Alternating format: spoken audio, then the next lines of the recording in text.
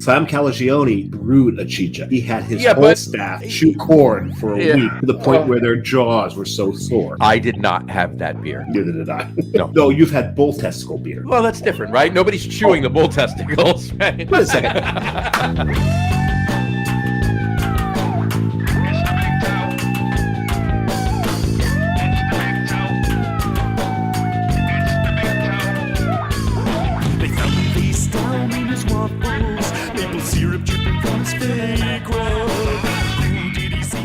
All right, everybody, welcome out to the Log Room, guys. Craft Beer Show. It is Tuesday, August the 22nd. Wow, already. 2023. Jersey Johnny coming at you with me, as always, is none other than Mr. Beer Samurai. Say hello, Mr. Samurai. Hello, hello, hello. I'm like waiting on a food delivery. So you're going to say waiting on a friend. No, I'm not waiting on a lady. And you and I have both seen the stoop where that is recorded. Oh, yeah. Yeah. The stoop is also, and that stoop is also on an album cover. That would be Physical Graffiti. Physical Graffiti. And there's a stoop on the left. It's the stoop on the left. Yeah. On the downstairs business on the stoop on the right, there's a tea shop called Physical Graffiti. So that's cute. That's it's almost as if I came up with the name of that. You're not. I'm corny, but not that corny. Yeah, but I don't know. That's a tough call right there. That's true. One thing I want to do. Well, let's do that. Well, you see the shirt I'm wearing. I do see the shirt you're wearing. Okay, so I got that. I actually didn't get that at Guinness because the line was so damn long. So you just got it at the Guinness gift airport. Shop down the block from Guinness. Airport. Oh, the airport. Well, that works. Yeah, there you go. I meant to say this a couple weeks ago because we took last week off for our vacation week. But I meant to say this a couple weeks ago. You were coming live from Killarney. Yep. Killarney. I just thought it was funny because you were doing the show from Killarney when many a time when you lived in Kearney, you did the show from Kearney. I did do the show from Kearney. Kearney and Killarney. I'm missing your point. Never mind it. You took it's a bad joke. That's why I was. Yeah, you took the ill out of it. I took which is ironic since I'm sick. But hey, the show must go on, right? The show must go on. The beer must get drank, and we need to congratulate our winner of the contest. Oh, that's right. We have the contest. How many Guinnesses will the beer semi drink whilst in Ireland? Mm-hmm. Well, what is the number? What was the number? I should say. 26. 26 Guinnesses. 26 Guinnesses. One person had it spot on. Yeah, you. But it was me. So I was 2 off. I guessed 24. You did guess 24. Our closest, without going over, was 23. So congratulations to Mike Goodhart from Bergen County, New Jersey. Hey, Mike, and what does Mike win? Mike wins a Coastal Brewworks t-shirt, a Coastal Brewworks pint glass, and Coastal Brewworks stickers, and some other nice swag. So from our sponsor, Coastal Brewworks. There you go. Yes, I've heard of them. I've heard of them too. I've got a glass and a shirt somewhere. Somewhere I got a hat and a shirt and a work shirt too. I'm not sure where it is right now. Yeah, I don't know what. You might be wearing them. I might be wearing them right now. For those of you who are not watching the video, John, one of the owners of Coastal Brewworks, is wearing all that paraphernalia he just mentioned. Because what was that? Oh, worked today. Yeah, there you go. But those 26, I think it was 19 different venues. 26 at 19 different venues, and the 7 that you had, most of them were at one venue, correct? Yeah, 5. Where they were doubled up. 5 of them were at Guinness itself. At Guinness itself. Oddly enough, not the best pour that I had. Mm-hmm. Sorry, I thought I heard a knock. Something like that. Yeah. Okay. But actually, the best pour was actually in Killarney at Teddy O'Connor's. Teddy O'Connor's. Yeah, had a couple there. Had a couple at Jimmy O'Brien's, also in Killarney. Mm-hmm. Very nice. Only a few places that I had to. Because you got to remember, their legal driving limit is 0.05, not 0.1 like it is here. Right. So. Yeah. So. I think it's 0.08 here now. It's not 0.1. Oh, did they lower it? Yeah, it's 0.0. It's been for a little while. It's been 0.08. So. Okay. Yeah, Hold on 1 second. Hold on. I'm going to hold on. I'm going to just talk by myself. I will talk to you. So Dave right now is he's getting food. Look at that. He had food delivered straight to him. It's very nice, right? Okay. You know I can't hear you, right? I don't have. No, I wasn't talking to you. I was talking to our. I was talking to our listener. So. Our listener. So the delivery came just in time. Right. 5 hours. I ordered this 5 hours ago. 5 hours ago. Good thing you ordered. Imagine if you ordered it 4 hours ago. Jeez. Or 3. We'd be done with the show by the time you actually got it. Yeah. Right. So what is it? Why don't you tell us all what it is? These are Chinese bao. And why did you order them today? Because it is National Bao Day. Happy National Bao Day, everybody. And it's from Wow Bao. I ordered these Bao. Wow. 2 hours ago with DoorDash. Oddly enough, they're cold. Well, because they were sitting in the guy from DoorDash's car for the last 2 hours. That's why. No, they actually weren't. He only picked them up about 20 minutes ago. Well, 6 of 1. All right. Anything else today? It's also national. It's also World Folklore Day. Yeah, no. When you talk about Ireland, I got into the folklore of Ireland with the Tuatha Day, which are like the gods of there. Right. You've got the Dagda, you've got Mu, you've got who else? Manannan. Apparently, the Isle of Man is named after, or the other way around. He's named after the Isle of Man. Right. The Morrigan, Bridget. Bridget was then sainted, and they turned her into a saint. Right. But that you've seen the St. Bridget's crosses. Mm-hmm. We sell them all over the place. Sure. But we went to the Hill of Tara. In the Hill of Tara, they got the Stone of Destiny, and the Stone of Destiny wails when the true King of Ireland touches it. Did you touch it? I did. Did it well? Am I here? I guess so. No, it didn't. It didn't. I got it. So now that's the Wood of Destiny. What is that? The Stone of Destiny. The Stone of Destiny. Now, what's the Pick of Destiny in Ireland? The Pick of Destiny? Yeah. All right. It's a Tenacious D reference. Mm-hmm. No, but the Stone of Destiny is very, very, very, very phallic. I'll tell you that. Is this thing on? That went over like 11. All right. That was the. All right. But see what I did there, Tenacious D, very felt. I see that. That was pretty good, actually. Quick on your feet. Very good. Nobody's ever accused you of not being quick on your feet. That's for sure. So. Except for during a race. Except for well, of course. So anyway, all right. Little old and tubby. There you go. All right. While you're eating that, we've had our guest waiting for about 8 minutes. Right. I'm just saying. So, do we want to pour our first beer? We'll say what they are afterwards, and then we'll do our. Yeah, we're gonna.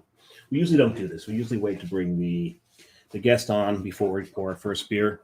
Mm-hmm. But we're gonna pour our first beer. We're gonna make an exception tonight. We got a little business to take care of. Those who have drank with me in New Jersey know of someone named who I call the senpai. Mm-hmm. He always called me sensei because I brought him into the craft beer world. Mm-hmm. And he really knew his stuff after a while. And this would be Leon J. Cooper. Leon Cooper passed this weekend. So we just wanted to honor his memory. Cheers, Leon. Godspeed. Don't drink all the beer up there before I get there, please. Save some for you. Yeah, save some. That's true. Cheers, buddy. All right. Oh, damn, that's good. Yeah, that was good. Good beer. Well, let's bring the guest on now. Well, let's bring the guest on. Now that we brought the room down. Let's bring the guest on. And he's just back in time, so that's good. I will take my obligatory picture really quickly right here. There we go. All right. Ladies and gentlemen, we posted it. If you read the post, or if you read anything, if you're listening, obviously, if you read the description, obviously everybody knows that, from time to time, well, quite often actually, Dave and I travel around, for beer in a lot of different places, plan vacations around breweries as many of you do. But we'll meet people at these breweries and out and about, and strike up conversations with them, and kind of get to know them, quicker than you would think, Well, it's amazing because you can be in a bar and you could be about 4 or 5 beers in, the person sitting next to you also such, and you start talking, and it's like instant best friend on loan. Right. Yep. Pretty much. So we thought and this is the inaugural one of these. We thought to from time to time bring on one of these type of people that actually, more so than a chance meeting. Not that any of them are not chance meetings, but more so than like, hi, how you doing? Nice to meet you. Goodbye. More so than, more of a conversation, and you get to know them for a little bit. Bring them on the show and see what they have to talk about. So tonight, please welcome to the show, Mr. Mike Feagans. We call him Mike from Indy. It's not at International Belgian Friday. No, I clicked that by mistake. There he is, Mike Feagans. Mike from Indy. Mike, how are you?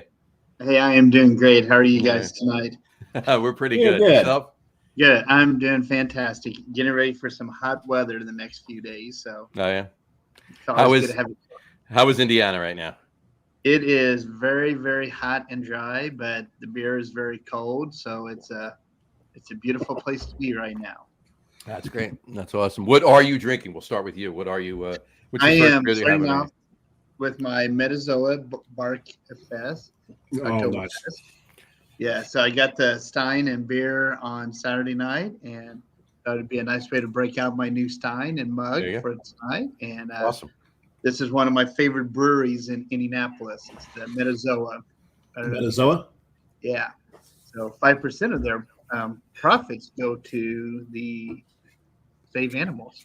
Very nice. That is awesome. 5% of profits from that beer, or from everything?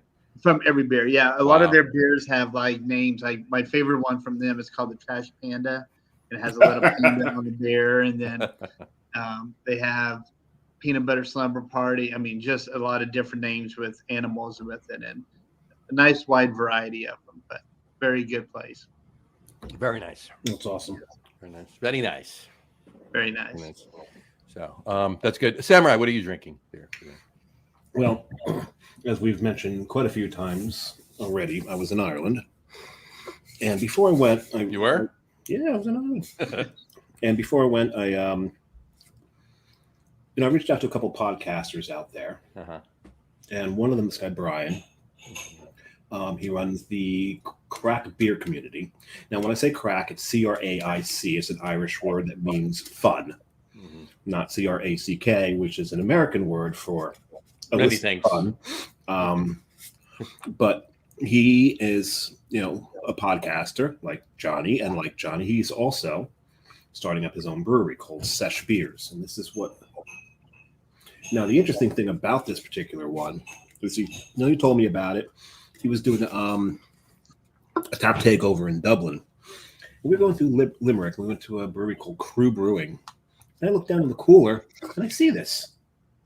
I'm like, that's Brian's beer. And the beer tender, knowing I was from the U.S., like, and how do you know Brian? Funny thing. So we talked about his beer for a little bit. So I bought a couple cans, drank one when I got home to the Airbnb, and this is the second one right here. But it's, when I reached out to him and told him that I found his beer, he's like, you managed to stumble into the one place in all of Southern Ireland that carries it at this moment. So very, very fortuitous. So I'm glad to have it. It's very, very fortuitous of him to realize that the word he used to describe your meandering into that was stumble. Yeah, stumble. No, I hadn't been drinking yet. Or had I? I thought I heard the word stumbled in too. You did. Yeah. But this is, and as you can tell, I poured it to one of my glasses, one of my favorite Sesh beers. So it's a Sesh IPA. It's a 3.8% session IPA from Sesh Beers. Now, let me ask you a question. Sesh Beers, is he going to be doing any big barrel aged stouts? No, everything will definitely be under 5%. This is only 3.8. 3.8, yeah. And this is very flavorful. A lot of grapefruit to it. It's really, it's quite yummy. There you go. He's done a great job with this. There you go. It survived the flight. Very good. Well, cheers to that. My first beer is actually it's a Kolsch called Crisp from Grist House. Many of you, I've heard of one of my favorite breweries out in Pittsburgh. And this is a fantastic. I brought a 4-pack of this. This is a fantastic Kolsch, and this is my last one of them. I wish I had more. May have to make a run. This is going to be gone faster than you drink a boat. Let's put it that way. That's how good this is right now. So probably not as fast as I drink a Guinness, though. No, that's different. That's why you don't drink a Guinness as fast in Ireland. No. You got to savor it while you're there. It's different. It really truly is different. Fair enough. Yeah. All right. Let's now that we've gotten that housekeeping out of the way, Mike. Let's kick this off with our first question. We ask everybody, of course. What, to the best of your knowledge, what's the first craft beer you ever had? Ooh, wow, that is a great question.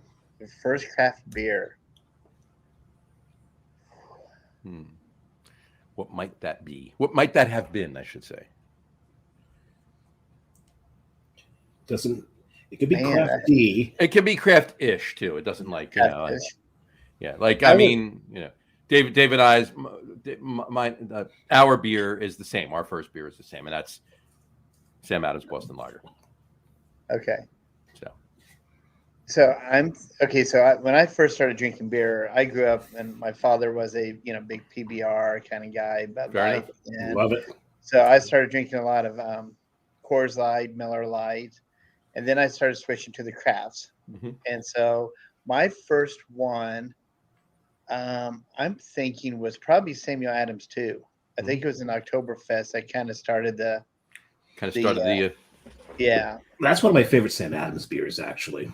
Well, of the regularly produced ones. Right. Of the core beers, flagship beers, or seasonals, if you will. Oktoberfest is definitely my favorite. Boston Lager, obviously, of those is my second favorite. Honestly, the Winter Ale is probably my third. I don't know if you've had it yet, Mike.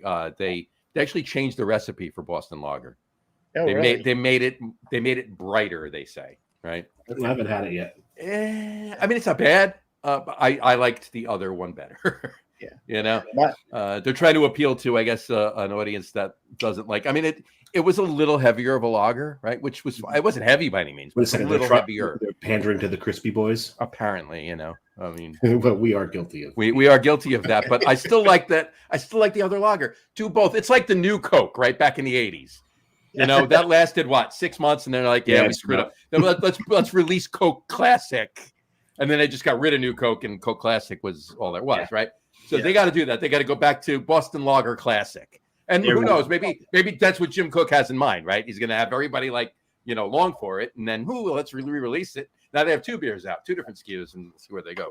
There you go. But who knows? Yeah, I really like is it Back Porch? The summer beer? Front porch. Back porch. It's front porch, isn't it? Porch rocker. Porch rocker. Yeah. Right. Yes, that's one of my. I really like that as a summer beer. Kind of it's almost like a summer shandy, but better.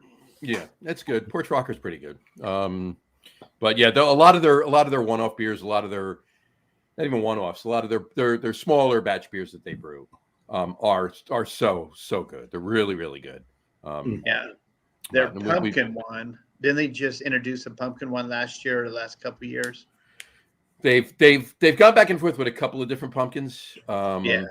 They used to have Fat Jack for a while. Fat Jack was probably the best pumpkin they did. Fat Jack was probably the best one they did. But the regular pumpkin ale is good. I think it was Jacktober. Yes, I love that one. Yeah, maybe something like that. I could be thinking wrong. I'm sorry, but Fat Jack was out at the same time as Cinderbach. Yeah, Cinderbach. That was my favorite one-off they ever did. Yeah, anybody has Cinderbach and you're near me, let me know. A trade may be in order. That thing was amazing. See, I don't think I've ever had that one. Yeah, it was a smoked Bach. Ooh, that would be good. So good. So can I tell an embarrassing story since you brought up Guinness? Please do. Okay, so this is so embarrassing. You guys might kick me off. I could be the shortest guest ever on because I'm telling you. There's no way. No. It's a real high. We don't know. It's a high bar. But okay. Well, I got one. When you hear this story, you might kick me off. So, back in the day, I was coaching basketball, and I used to go to Scotland to work at basketball camp. Well, my son and my son would come with me, or my daughter one a couple times, and we had a layover in Dublin, Ireland. I was like, oh, we have about 8 hours. Hey, let's take a bus to downtown and we'll go there. But we're sitting in the airport, and I'm like, man, I need a beer. So this was before my craft beer, and this is making me want to go back to Ireland. I had a choice between a Guinness and a Budweiser, and I chose the Budweiser. And I left, and I've never heard the end of it from all my friends. Like, you were in Ireland and you didn't drink a Guinness? And I'm like, yes. So I have to go back. That's it, John. Kick him off the show. Yeah, I figured. Once I told that story, I thought I'm out. All right. Yep, they're done. No, but it's before you got into craft. It's before you knew any better, Mike. That's true. Yeah. There you go. So we'll give I was young and stupid. How about that? You were, yeah. Well, you know what? We've all been there, right? Yes. We've all been there. Yeah. So I'm planning a trip to go back to Ireland so I can experience the Guinness in Ireland. There you go. You're gonna have to do that. And if you go to the Guinness warehouse, it is very much a We're losing Dave there. Yes. tour spot. It is a little on the campy side, but it is. Oh, am I back? You're back. I You're back. froze, You're didn't back. You're freezing again now. Okay, Now but you're, no, now you're right. You're catching up now. We're back. See, that story was so bad he froze. Exactly. You took my Wi-Fi down with that story. No, but it's really worth going there. And if you do, get the tour where they teach you how to pour it. Yeah. There you go. It's interesting. And I'd watch guys pour at all the different places. And one thing that I saw one of them do is after they'd taken the beer right to the top, because you pour it right to the top. Right. That's why you'll never get a good pour out of a can, because you can't get it right to the top. The other thing you can't do that they did, all the good pours, they'd take it and they'd catch every single drip. They'd touch the head to the drip. And they would create like this surface tension, which would then get that beautiful mound on top of that. There we go. Almost spilled my beer. That's alcohol abuse. I caught it. There you go. And you get that beautiful mound on the head there. And it's weird. It shouldn't make that much of a difference, but it certainly does. There you go. We have a question in here from Mark McAteer. Writes in, speaking of Sam Adams, were you guys fans of the cranberry seasonal they had back in the day? Yes, actually, it was a tasty beer they did. It was tasty. I just didn't like the mouthfeel of it. Fair enough. The taste was great. Yeah, the flavor was pretty good. I mean, look, most of the stuff Sam Adams does is it's dialed in. It's just a matter of whether you're a fan of that style or not, right? It's but if you go to their tap room down near Faneuil Hall, all their experimental beer, right? There's misses. There's a lot of misses. Well, yeah, I'm talking about their more of the production stuff. Some of the stuff that they doing in those small batches in the tap room down by Faneuil Hall down there in Quincy Market. Down by Quincy Market. There's a few misses here and there. Nothing's a drain pour that I've had there. I've had a couple of misses, but nothing that I couldn't finish, right? But in any event, the stuff anything that I've had out of, at least out of the brewery in Jamaica Plain, right? Yeah. Is just been fantastic. I mean, look, hey, whatchamacallit comes Utopias comes out of Jamaica Plain, so I mean. I had Mike. Some people that long-time listeners have heard the story a couple times. I've had a 15 point something percent Scotch ale aged in 18-year Macallan barrels. Wow. From the brewery in Jamaica Plain. It was it's one of those beers where, like, when you finish the glass, you want to break the glass open and lick the inside of the glass because it's that good. Yeah, pretty much. I still need to get there. So, Mark, if you're still listening, what other Sam Adams beers are you fans of? Write us in when you. What show was it when we did our top 3 Sam Adams beers? Oh, we did that. Who did we do that with? Did we do that with John? Did we do that with Brew Guru? I think we did. I think that was a Brew Guru show. I can find it. Mm-hmm. But anyway, all right, Mike. Another question. What was the first craft brewery you ever visited? That you got to remember. First craft brewery. I mean, and you could say the first brewery too, but what was the first craft brewery you ever visited? I'm thinking it was both if you want, Yeah, I'm thinking it was Upland in Bloomington. That's one that's kind of, I'm thinking might have been my first one. Upland and Bloomington, that's cool. Yeah. Had you been to any other breweries before that weren't necessarily craft breweries, or? I'm kind of trying to think like when this all started.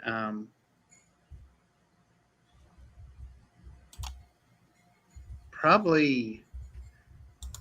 I mean, like around Indy, there's so many. Probably the Beer Brewery might have been one, which is one of my favorites. Fair enough.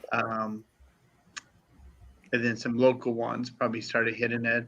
And then going to Michigan, hit some breweries there that probably. They've got a few. Oh yeah. Exactly. What's it called? Yeah, the first brewery I ever went to was Molson. So Molson, yeah. Anyway, cool. All right. Upland. Hey, Upland makes good beer. Yes. They're making good beer. They're making very good beer. All right. Do you get down there? You central in Indiana? You near Indianapolis? Yeah. So I live like in Lebanon, which is like 10 minutes, 15, well, probably about 20, 25 minutes from downtown. Okay. So, yeah, I was living in northern Indiana for about 21 years. Then my job took me to northern east, west? Northern west, about an hour and a half from Chicago. So it was right between Indianapolis and Chicago. So you could get to Three Floyds pretty easy at that point. So. Yes. Yeah. And actually, I hate to say that I've never been to Three Floyds, but most of but it's a really good one. I've had their beer at bars and stuff. Mm-hmm. Have you been? So you're not too far away. The one time I've been through Indiana a number of times, but the only time I drove from north to south, coming from Chicago, going down to Louisville, all the windmill farms. Oh yes, just acres and acres and miles of windmill farms. It's like insane. Yeah, I lived about 15, 20 minutes from that when I lived in Rensselaer. Gotcha. So yeah, I actually drove across Indiana, Route 80, I believe it was, and I tell you, the thing about driving across Indiana on Route 80 is you get so excited to see a tree rather than just corn. No offense to your state, but that is one of the most boring stretches of Route 80. You could pop because it's perfectly straight. Yeah, it is. It's you get this tunnel vision, and you're just you feel like you could put the car on cruise control and take a nap. Right? Yeah. As long as your alignment's good. Yeah. Or you have lane assist. Or lane assist. Yeah. There you go. Yeah. Wow. It's that. But I've been. Where was I? I was in Batesville, Indiana once. Okay, down south. Yeah, that was fun. We were at a bachelor party at a place called Tuba's. Fair enough. Tuba's was an old bowling alley that they had turned. They had turned it into a cornhole. Oh wow! A cornhole court. And the funny thing is, we came in. There was about 8 of us. We gave the guy $500 and said, "Tell us when you're done. When we've trekked through this." And we'll give you more. And 10 minutes later, he came over to you. Well, first he said, "Because $500, because beer's kind of cheap out here. It's going to take you a long time to get through this 500 if you get through it at all." Right. About hour and a half later, he comes out and goes, "I don't know this with you people from Jersey, but man, you people can drink." Because you're about $50 off of it right now. So yeah, we tore through that. I forget how much alcohol we went through. The great thing is, though, I think Tuba drove some of us home that night. There you go. Indiana's very kind of making sure you get home. There you go. Oh yeah, they're really good. Even though I think he drove the U-Haul and nearly dropped the trailer at the railroad crossing. There you go. so many stories from that I'm not allowed to talk about. You're not going to do that. No. I got as it should be. But I got a funny one for you. Talking about what you say, like a boring state, like the drive through, right? You know, not necessarily things to do in the state, but the drive through on the interstate, right? Funny you say that, right? So on that trip, we were going from Chicago down to Louisville, and we stopped, went all the way down to Columbus, and we got off 65, and we drove to 450 North, right? The brewery 450 North in Columbus, and that's where we had dinner, some beer, and then we were going to continue on another, I guess it was another 45 minutes to an hour down to Louisville, so we get to Columbus. Now, mind you, when I got off 65, it was starting to get dark, so it was dusk, right? And we're driving through nothing but cornfields, like Dave just said. And you know, you get there's a little bit of, you know, maybe a half a mile before we got off the second highway when we got off 65, and then we're driving through nothing but cornfields. You don't see anything. There's no houses. There's no nothing for miles and miles and miles. And finally, we get to 450 North. You know, as you're driving up, it's picture it getting really dusky, right? It's not completely dark yet, right? But and then you don't see any light, and all of a sudden you see this little light out in the distance, and it's getting bigger and bigger. And that was 450 North, right? So we get there, and it was busy. You know, there's people there. So we go in. We're sitting at the bar, and we, you know, as we always say, we strike up a conversation with the guy sitting next to us, and we start talking. You know, well, we're on a trip. We're doing this. What do you got? What are you doing? Yeah, I live around. He lives around there, right? He's from Columbus. Okay, and we were talking about the drive, and we told him how far we had driven that day, and he said he hates long drives. He says he can't. The last time we went on a long drive, he had to drive through Kansas. Oh, right, all right. Yes. And he said Kansas was by far the most boring drive he's ever driven before. And I looked at him and I said, "You live here, and you said that. I never want to drive through Kansas." Yeah. I can't imagine that. So, but yeah, no, like you said, everybody's super friendly. I mean, we must talk to like 12 people while we were sitting there. It was amazing. It was great. And the beer, you know, 450 North. Have you been to 450 North, Mike? I have not been. Have you had the beer? Yes. Yeah, I mean, look, I mean, they're known for their overly fruited, thick pastry sours, right? Yeah.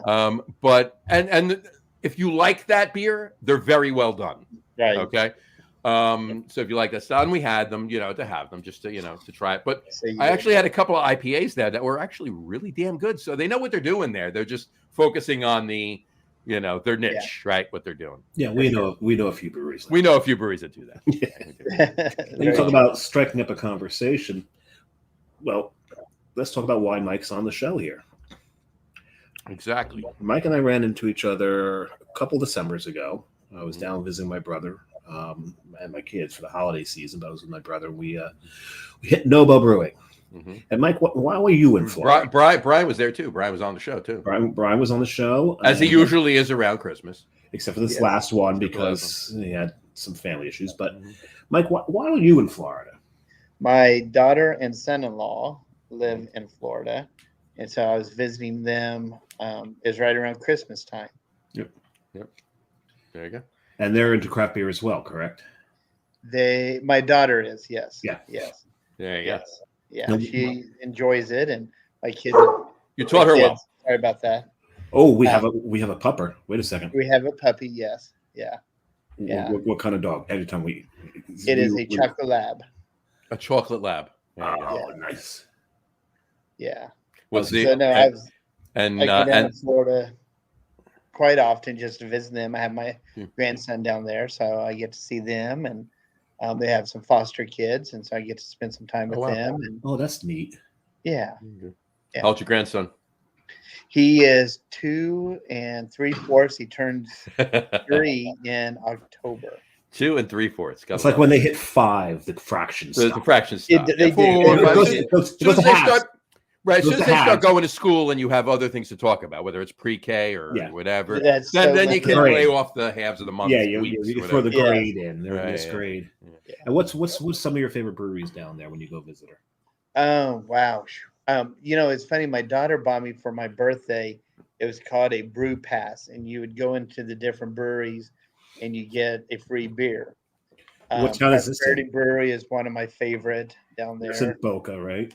Yes, that's in Boca. I'm trying to think of some of the others. We go to Delray Beach. They just opened a new brewery in Delray Beach. Yes, and I can't think of the name of it. Oh, rats. I'll think of it as we keep going here. My brother was just there, too.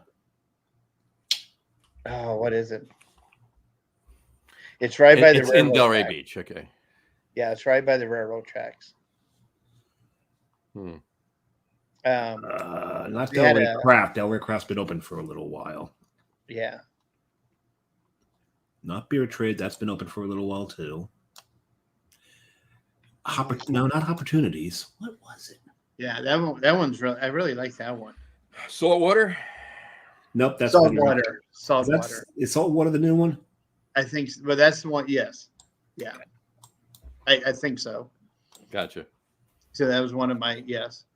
We really like that one. And then West Palm Beach, they have it, and I can't think of a name, but it's a dog bar where like it's a bunch of different beers and the dogs run around and they're in a fenced area. And, it's cool. awesome. That's cool. Yeah. That's cool. Yeah. Yeah. Yeah. It's always funny whenever I come down there, and my daughter and I will always go out for a beer or two and sample different kinds and try different kinds. So. You taught her well. You taught her well. I'm very proud of that. Yes. There you go. All right. Yes. Pat on the back on the for you tradition for the Feagans family. Absolutely. Absolutely. Yeah, my boys don't drink, and I think it's because I made them fearful for taking beer away from me. That is not yours. That is mine. Put it down. Leave it alone. Back away. Do not pass go. Do not collect $200. Well, we met at Nobo. Yes. North Boynton Brewing. Yeah. Yes. Darren White was on the show. They had a taco truck there that day. Yes. Yes. Yeah, there was a taco truck that day. Yeah. But around the corner, Of course, I was sitting right here while you guys were enjoying the beer at Nobo and eating the tacos off the truck. I was in the warmth in this chair. I was trying to get some FaceTime that night. After a few more beers, I snuck in and waved. I don't know if he saw me. Right. We had the thing was we had to like really separate within the brewery because we were getting so much feedback. My brother sandwiched in one corner. I was kind of off the bar a little bit, and Darren had his phone propped against the taps. Right. It was one of the weirder setups we'd ever tried to accomplish. Yeah. Well, that's just like, remember when we did the show, when Matt and I did the show from Single Cut up in Clifton Park, New York. Oh, from the hotel room. No, not from the hotel room this year. Last year on the way back. February 2022, we had stopped at and did the show live. He and I were there anyway. You were home, but yeah, it was super feedback. So we actually had to separate by about 4 or 5 tables. He was over there, I was over here, and nobody was in between us. That was funny. Yeah.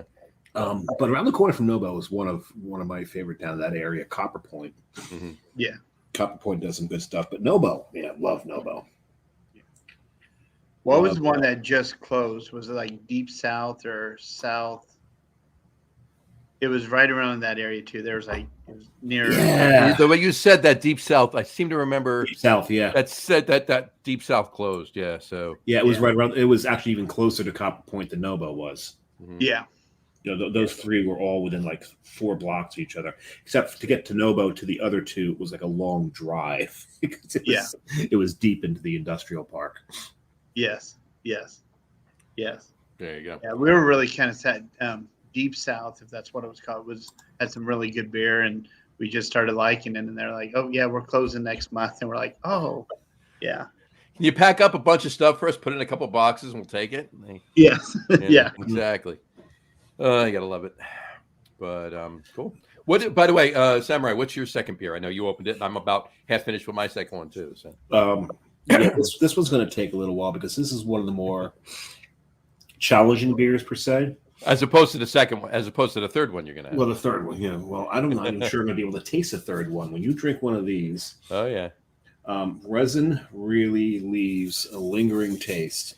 Resin really leaves a little resin in your mouth? Yes. Mm-hmm. I mean, no, it's not quite the level of Palate Wrecker or Maharaja. Right. Palate Wrecker or Maharaja, you won't taste anything for weeks after drinking one of those things. And on those levels too, don't forget Revolution's Unsessionable. That's another brutal beer. Yeah, that's a brutal beer. So. Yeah, there's a point where Hence the name. Yeah, there's a point where the IBUs can't be measured anymore. That beer is 10%, 100 IBUs. Unsessionable. And that, I think 99 is when you can't measure them anymore. Just say 100. Right. But yeah, this one's, I forgot what a brutal beer this is. A yummy beer, but I mean, it's tasty. Yeah, it's overly tasty, maybe. My second one, let me just pour the rest of it off there. My second one, I stayed in Pittsburgh for my second one. Asteroid, not asteroid, just asteroid. Asteroid from Dancing Gnome. Very nice. Dancing Gnome. Love the beer out in Pittsburgh. I love Pittsburgh. Dancing Gnome's going to be at Hops for Hope. Okay. Actually, I noticed that today, this weekend when I was in Ghost Talk Brewing. Fair enough. That's always a good thing. So, Mike, have you opened a second, or are you still? I'm getting ready to open my second. It's from People's. Mm-hmm. I did a very good job. It's one of my favorite restaurants in West. We do that all the time. We always go the wrong direction. Yeah, right, exactly. Yeah, it's from Nine Irish Brothers, and it's an Irish red style ale. Nice. Very nice. Yeah. Sticking with the Irish theme here. Over in West Huff, they're a great food. Great. They make the best Guinness that I've tasted in Indiana. Like, they know how to pour it, and they do a really good job. But People's is a brewery in Lafayette, Indiana. Okay. You can see their little slogan at the top. They do a lot of stuff with Purdue and stuff, and it's just a really nice brewery. It's like a little one, but their beers in a lot of different restaurants and stuff, and they hooked together with Nine Irish Brothers. No, it's not like an advertisement. Yeah, right. No, it's perfectly fine. A lot of breweries have gone towards making these cocktail beers. Yeah. Now, I certainly hope they've done a Boilermaker. So, do they do a beer that's supposed to be a Boilermaker? Well, Boilermaker is really just what? It's something with a sidecar, isn't it? Isn't it? A Boilermaker is a beer with a shot of whiskey in it. Yeah, that's all it is. Yeah. So all they got to do is whiskey barrel age a beer, and you've got a Boilermaker. You got a Boilermaker. There you go. Hey, that might be a good one. Yeah. Yeah.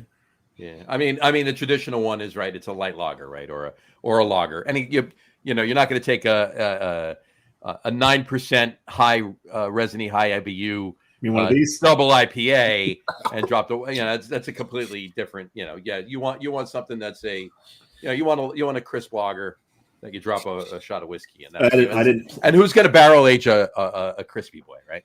So it's coming. Yeah, exactly. This is poor planning. When you drink something like this, you need pretzels. There you go. Woof. Any of those. Woof. Speaking of woof, you didn't tell us the name of your chocolate lab. Her name is Moki. Moki. Is Moki camera shy? I'm sorry. Is Moki right there? Yeah. There's Moki.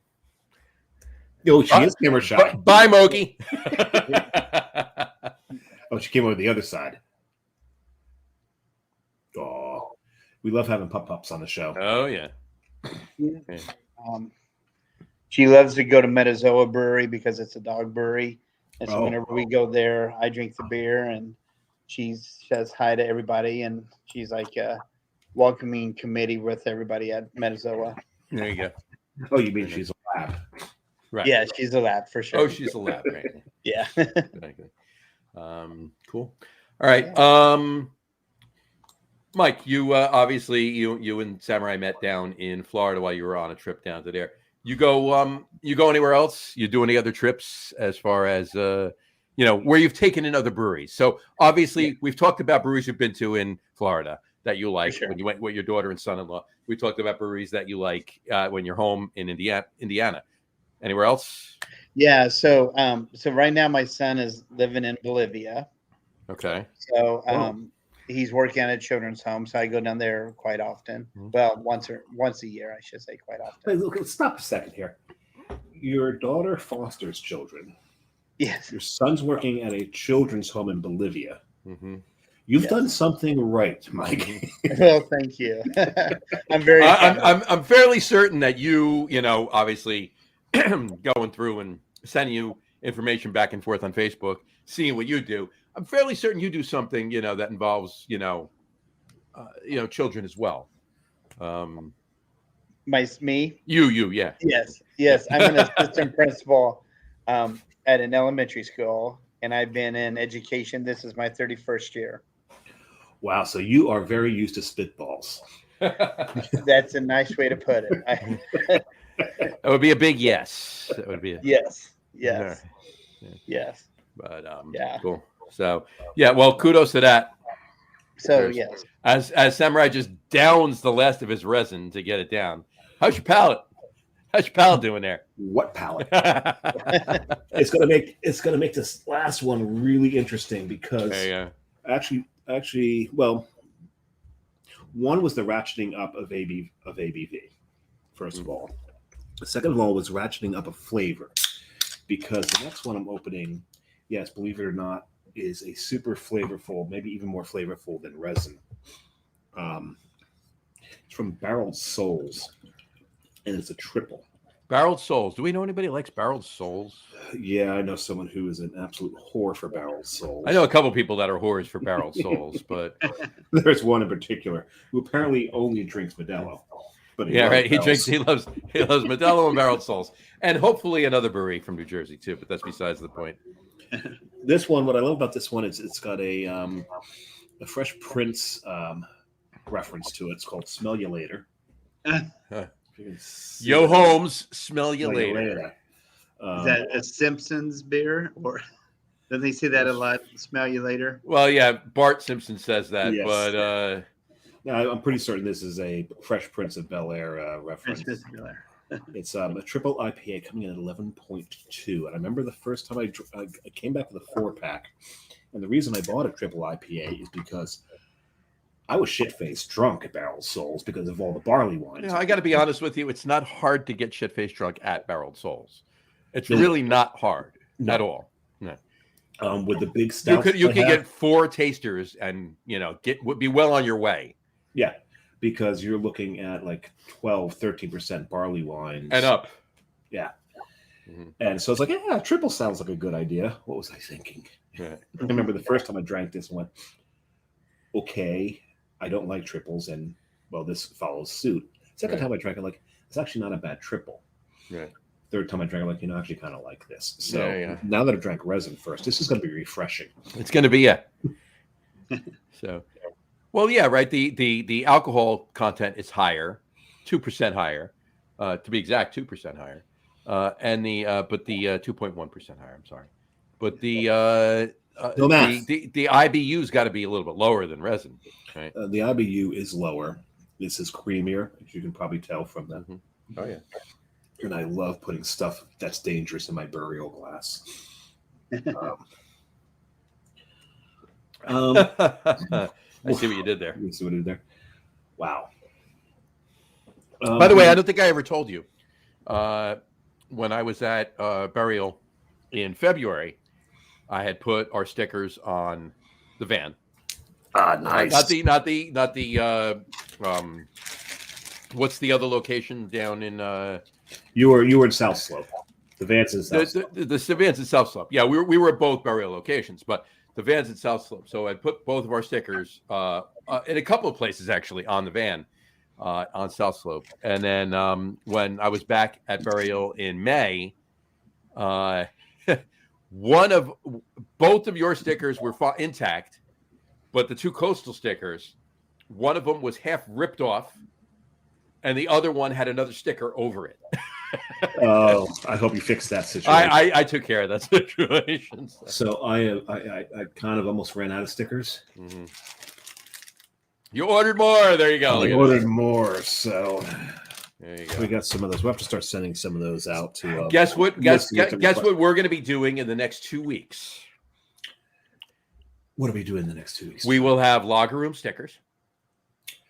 Very nice. We will have Lager Room shirts. Can you order them off the website? You will be able to order them off the website. You'll be able to order a few other things, Lager Room coffee mugs, Lager Room pint glasses, stuff like that off of the website. And this also doesn't pertain just to Lager Room. This also pertains to the sports podcast as well, the Get On With It sports podcast. There'll be Get On With It stickers. There'll be Get On With It t-shirts. Those guys. Yeah, tomorrow night. It's a Wednesday night thing. So something like the song that you heard when we started as a band called Log, and out of Denver. And his other podcast, which is about sports, Harry Lovenuts is one of the guys.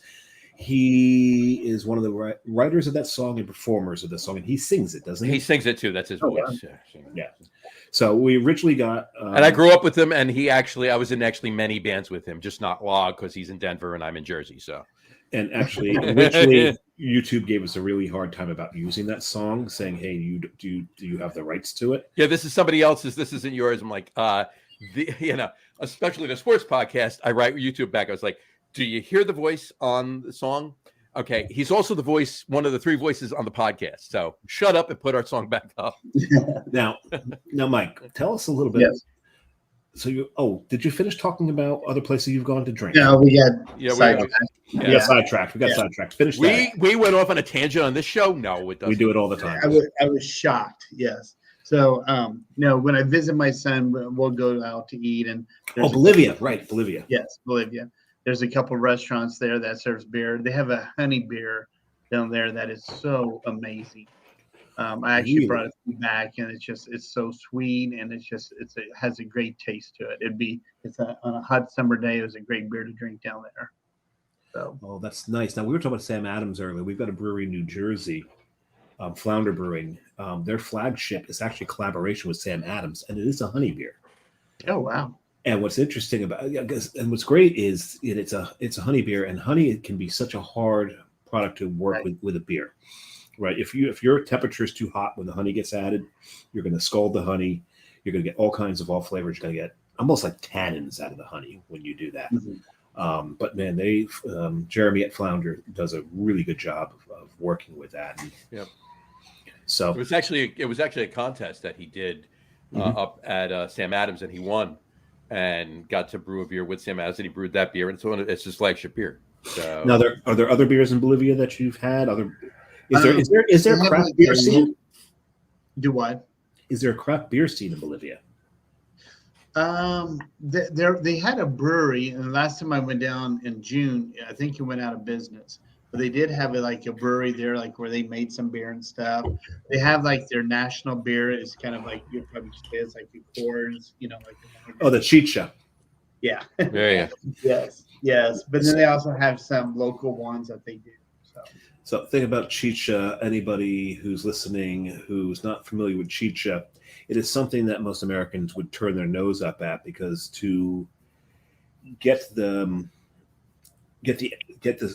corn to the point where you can get the soluble sugars out of it, you need certain enzymes to break it down. Those enzymes come from human saliva, and they chew the corn, spit it into a bucket, and then that gets fermented. Which makes most Americans go, ew.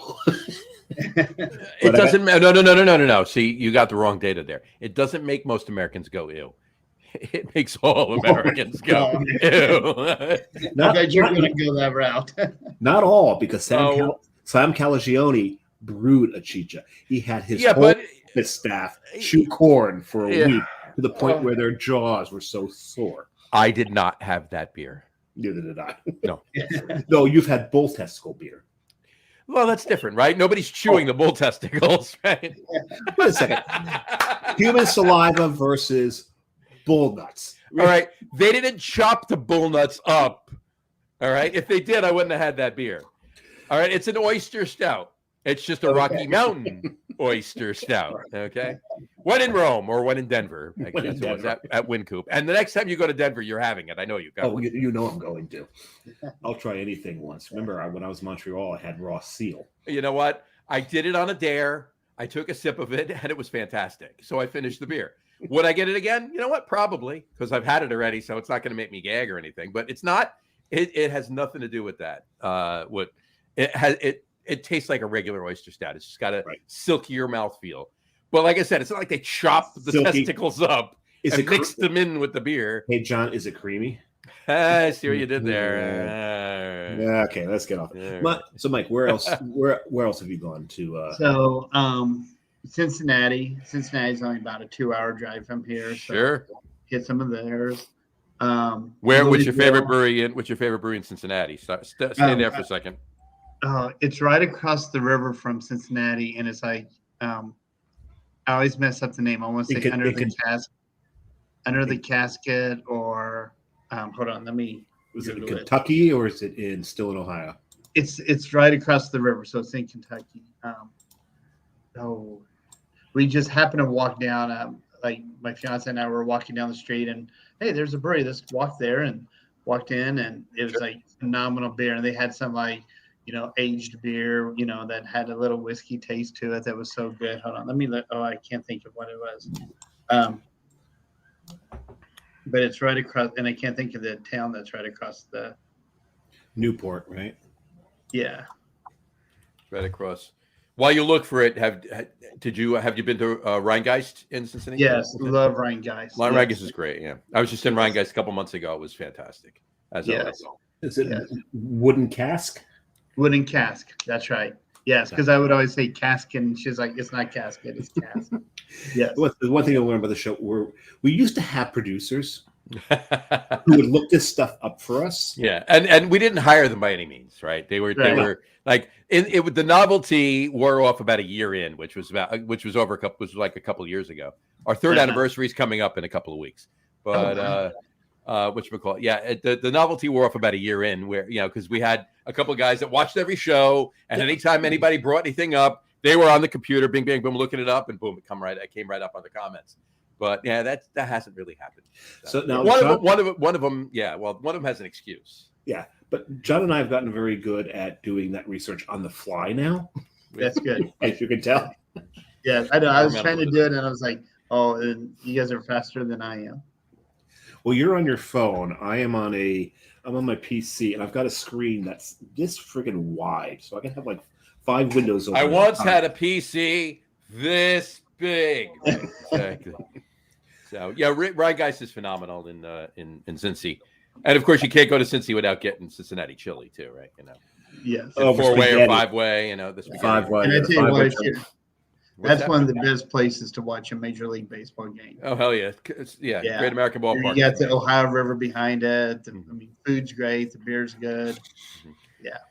Easy parking. Hold that, foreshadowing. But we're going to talk to you about sports in a little bit, just because we want to, okay, or just because I want to anyway. Yeah, he's.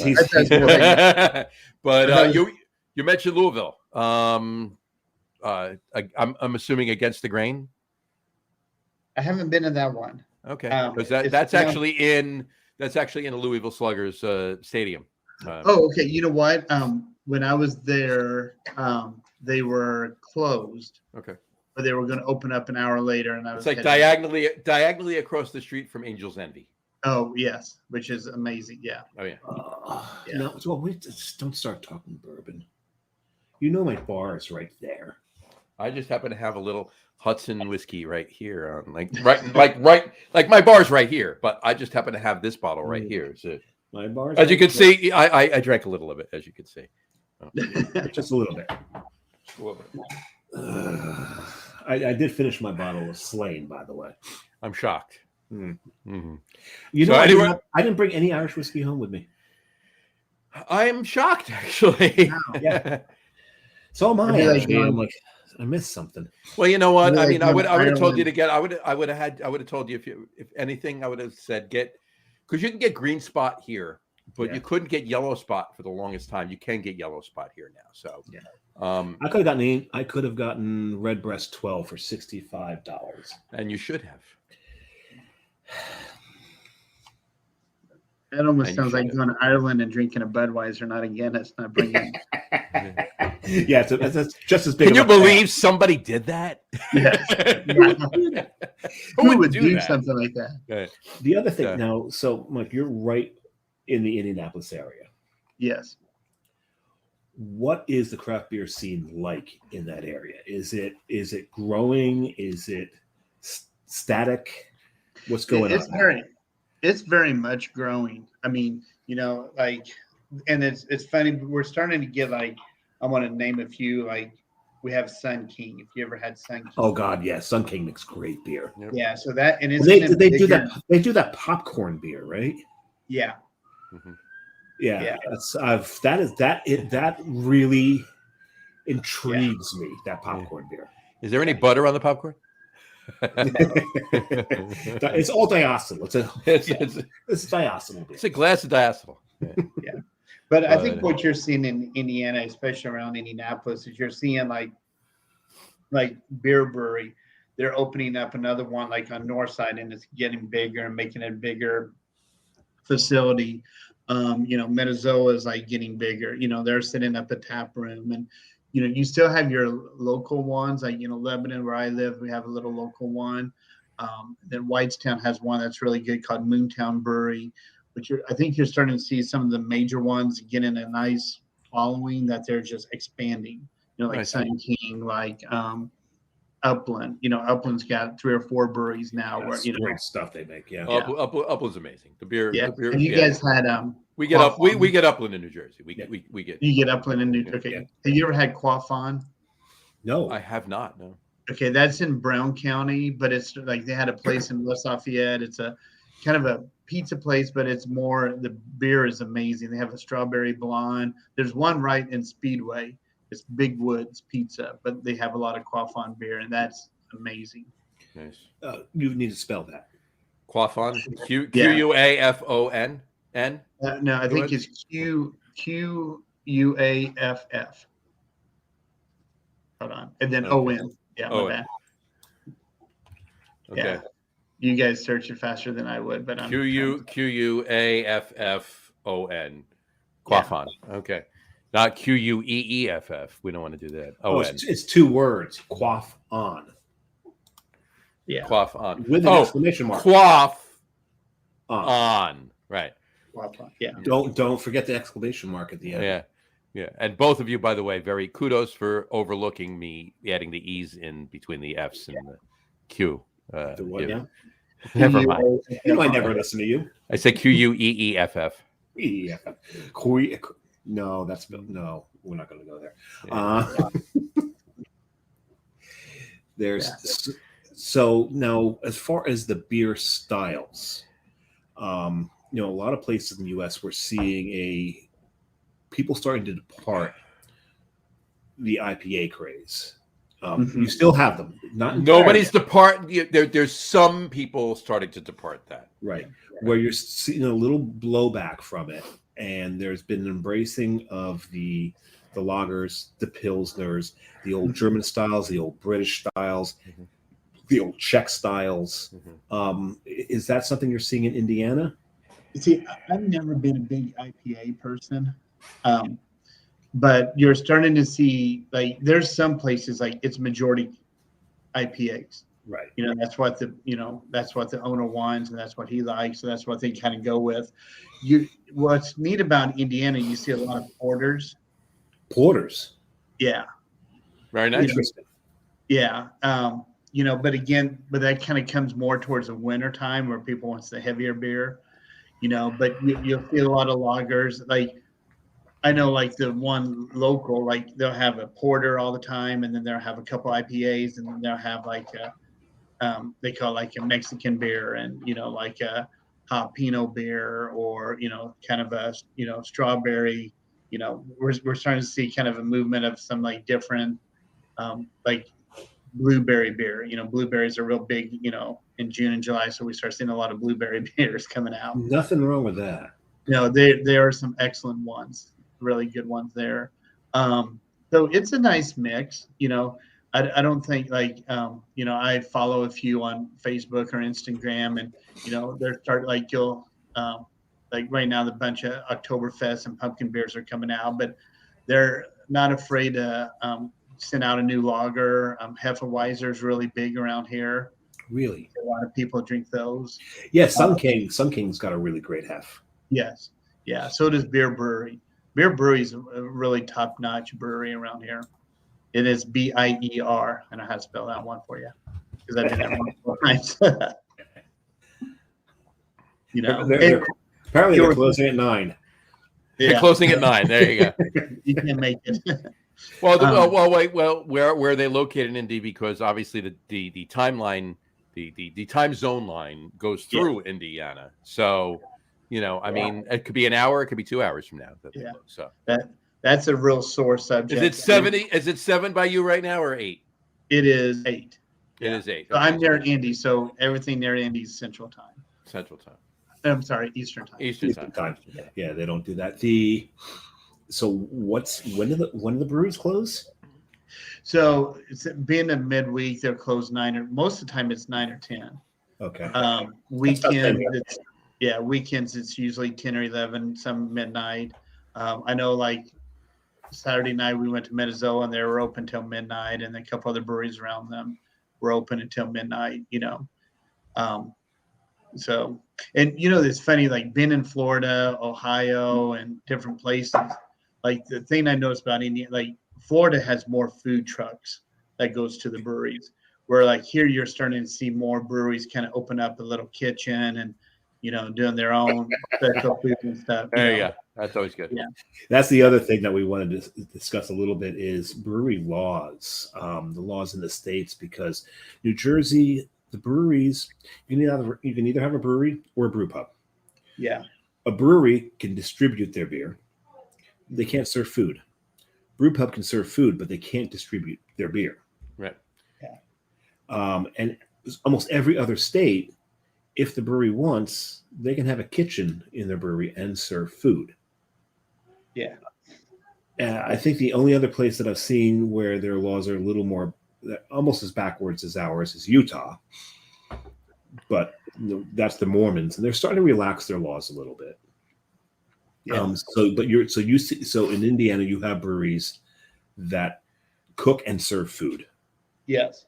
So here's what's funny. So like, being an educator, sometimes you have to work extra jobs to, stay afloat. Yeah. And one of my jobs was bartending. Hey, kudos to you.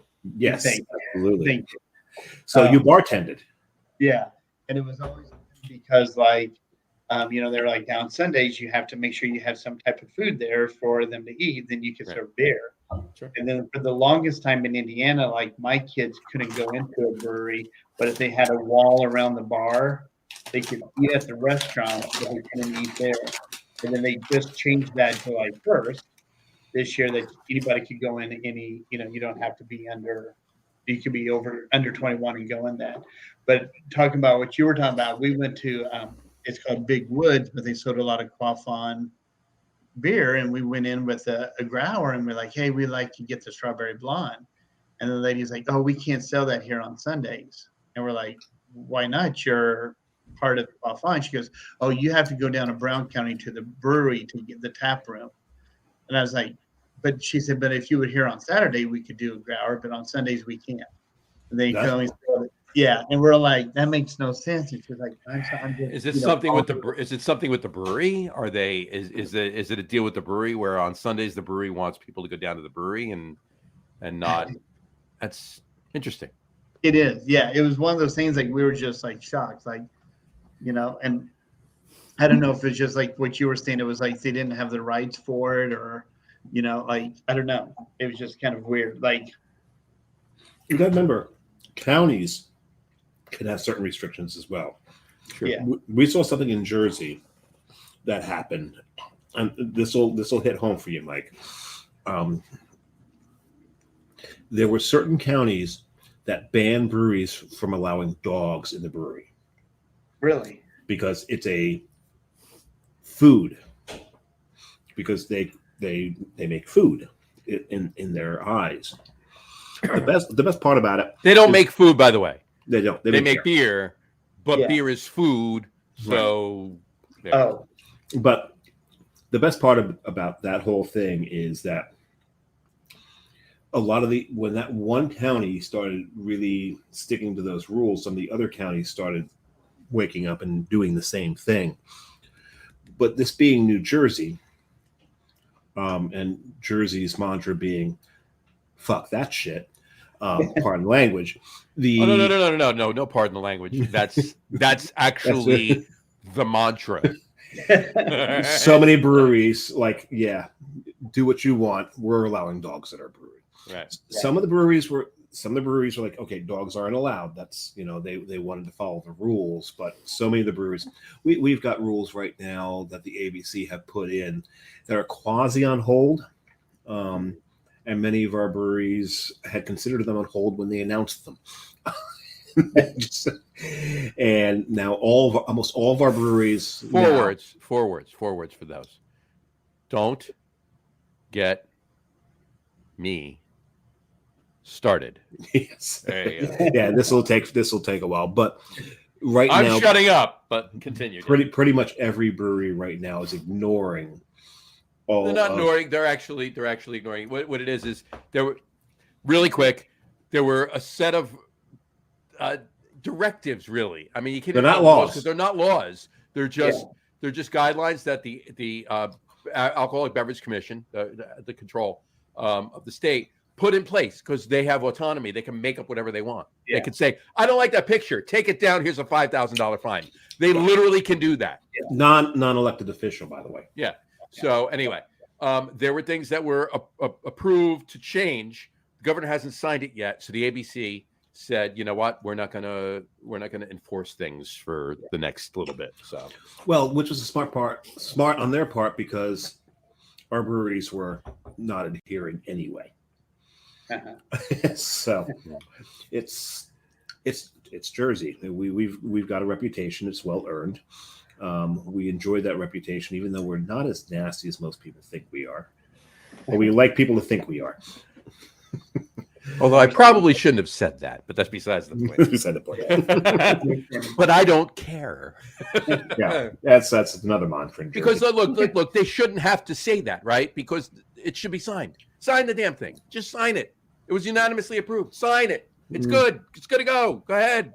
Go for it. We applaud them for saying that. Thank you. Whatever. But there you go. What were those 4 words he said? Don't get him. What? They started. Yeah, he's just kind of started. I'm kind of getting him started. Let's change the subject. I get back to what I was going to ask you before. Okay. Right? I'm ready. Sports. Baseball. Who's your team? Baseball. Oh yeah, in Indianapolis. Who's your team in Indianapolis? So that's funny you said that. So I grew up south of Indianapolis, between Indianapolis and Bloomington. So either you're a Cardinals or Reds fan. I was always a Reds fan. I grew up with Johnny Bench. I kind of gathered that from you saying that Great American Ballpark was the best place to watch a game. So. Yeah. I just want to let you know that my future son-in-law, my daughter and he are engaged. The wedding is planned. Okay. Was at one point a pitcher for the Reds in the minor leagues. In the minor leagues. But he wasn't at Indianapolis. He wasn't for the Indians at that time, was he? No. He was the highest he made it was to the Dayton. Was it Dayton Dragons? The Double A team. That's the highest he got. Yeah. And he blew out. Unfortunately, he blew out his elbow. Oh. And he opted not to get Tommy John, and because then he would have been looking at 27, trying to make a comeback in Double A. So he called it a career, right? But he was pitching in the Reds organization. In fact, that being said, his roommate every year in spring training was your closer right now on the Reds. Oh wow, Diaz, yeah, Edwin Diaz's brother. Your closer. So they were roommates in spring training. We probably don't have to ask you your football team. Actually, well, hold on. So, but when I was teaching up in Rensselaer, everybody was Cubs fans. So you kind of had to cheer for Cubs a little bit up there because that was all Cubs, but I was still a diehard Reds fan. Fair enough. So football, I was always the New Orleans Saints fan because of Drew Brees. Okay. But I am an Indianapolis Colts fan. But then when they got rid of Peyton, it was hard to still be a Colts fan. But I'll go to at least 1 or 2 games each year at the Colts. Okay. Fair enough. No, man, the question is being a Colts fan. Like, if the Colts moved to Baltimore, Move from Baltimore. From Baltimore. Yeah. Baltimore. So there's back and forth because you had the old school Colts. They were gone. Yeah. And then did you embrace the move? Very much. I mean, that was a huge. I remember. I think was that 93? 84. 84. So I always get 90s and 80s. That's not bad. But You know what? I mean, there's a reason for that, but we won't go on to that. Yeah. That and the show. We don't have enough time for the show for that. So, but Look. It's very apparent to me that you the three of us are in the same age range, right? So, okay.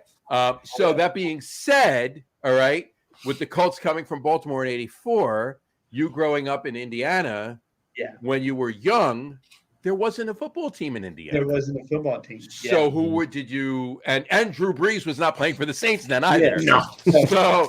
So when you were a kid, were you not watching football, or did you? No, I was a huge Cowboys fan. All right. Thank you for joining us tonight. We will be. Used to be. Then they fired Tom Landry. Then I was like, I'm done. Fair enough. Actually, very fair enough. When I was young, I was actually a Steelers fan because when you're a kid, you want who's winning. For sure. Right. And so, of course, being a Steelers fan, I completely go against that mold. By the way, but he does. He's been a Giants fan since birth, no matter how much they've lost. But so I grew up not liking the Cowboys for a whole different reason other than being a Giants fan. But the one thing that you always did was you respected the enemy. Yes. So when Jerry Jones took over the Cowboys and he fired Landry, I was livid. Yeah. Like, you do not fire that man. But there's a reason that I was livid that he fired Landry, because Tom Landry was a defensive back for the Giants and then the defensive coordinator for the Giants. The Giants, when the Giants won the NFL championship in 1956, Jim Lee, no. Charlie Carnerly was the quarterback. Oh, that's right. But Jim Lee Howell was the head coach. Tom Landry was the defensive coordinator. Vince Lombardi was the offensive coordinator. Mm-hmm. That's a pretty damn good coaching staff right there, I got to say. Right? So, but I don't have any problem with any of those old school Cowboys. There's a lot of. It was my hatred for the Cowboys is pretty much, Cowboys fans driven at that point. Right? Yeah. That kind of thing. But it's hard for me when they get on. I just get mad at them. But right now the Cowboys, like, I never was a big Zeke fan. I never was a big Dez fan. Okay. Right. T.O., but what? Zeke? No. You hate Zeke. Oh yeah, no, I can't stand. I see this one more time. I see this. By the way, those of you listening to the audio podcast, I'm doing the whole feed me bullshit. Okay. Okay. So that. But the biggest cowboy the cowboy that I can't stand the most is Jerry Jones. Yeah. But almost every single Cowboys fan that I know agrees with me. Here's the thing, though. There's always been Cowboys players that I've absolutely admired. Yes. Bates. Yeah. No one played the game like Bates did. Right? Bates. Oh my God, what's his name? The announcer who used to be the Raiders coach. Help me here, Johnny. Are you talking about John Gruden? No, Monday Night Football. John Gruden. No. It's Monday Night Football. Older than that. Older. Go back. Oh, older. Oh, what? Oh, John Madden? Madden. Yeah. Madden once said about Bates, if he can't tackle you, you've got him down. He's going to stick an arm out. If his arm's pinned, he's going to stick a leg out. You got his leg pinned, he's going to stick his tongue out and try to tackle you. Mm-hmm. There was never any quit in Bates. There's so many players on that team that I actually did really admire. Chuck Haley just got in. Chuck Haley from the Cowboys just got in the Hall of Fame this year. only player ever to win the Super Bowl MVP from the losing team. All right. Chuck Howley in against the Colts in 1971, 72. Yeah.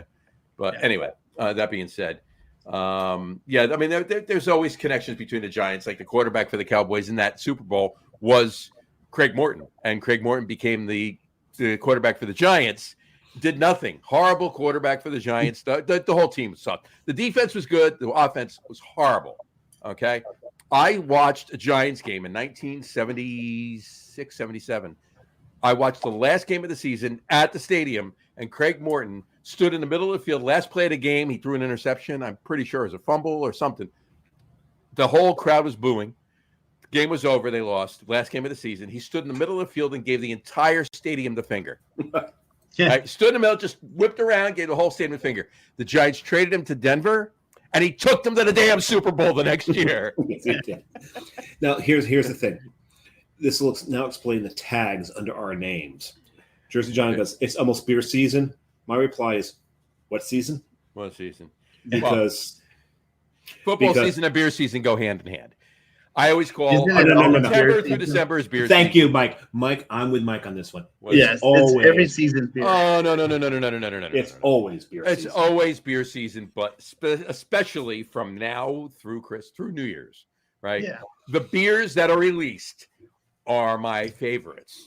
And Brew Guru, John Stardomsky, will agree with me on this. All right, so I respect it. I get that. Everything from Oktoberfest all the way through to Christmas and winter ales.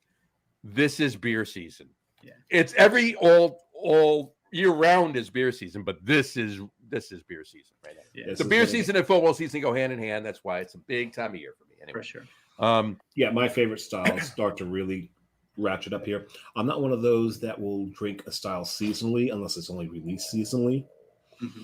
I will drink stouts all year round. Yes, as will I. And on that note, too, we talked about the fact, and I got to tell you this, kind of combining the two. All right, we're talking about sports now. I'm a big Mets fan. Okay, I like the Reds, I like the Reds for a couple of reasons, right? Big Red Machine back in the 70s. Yes. Okay. Oh yeah.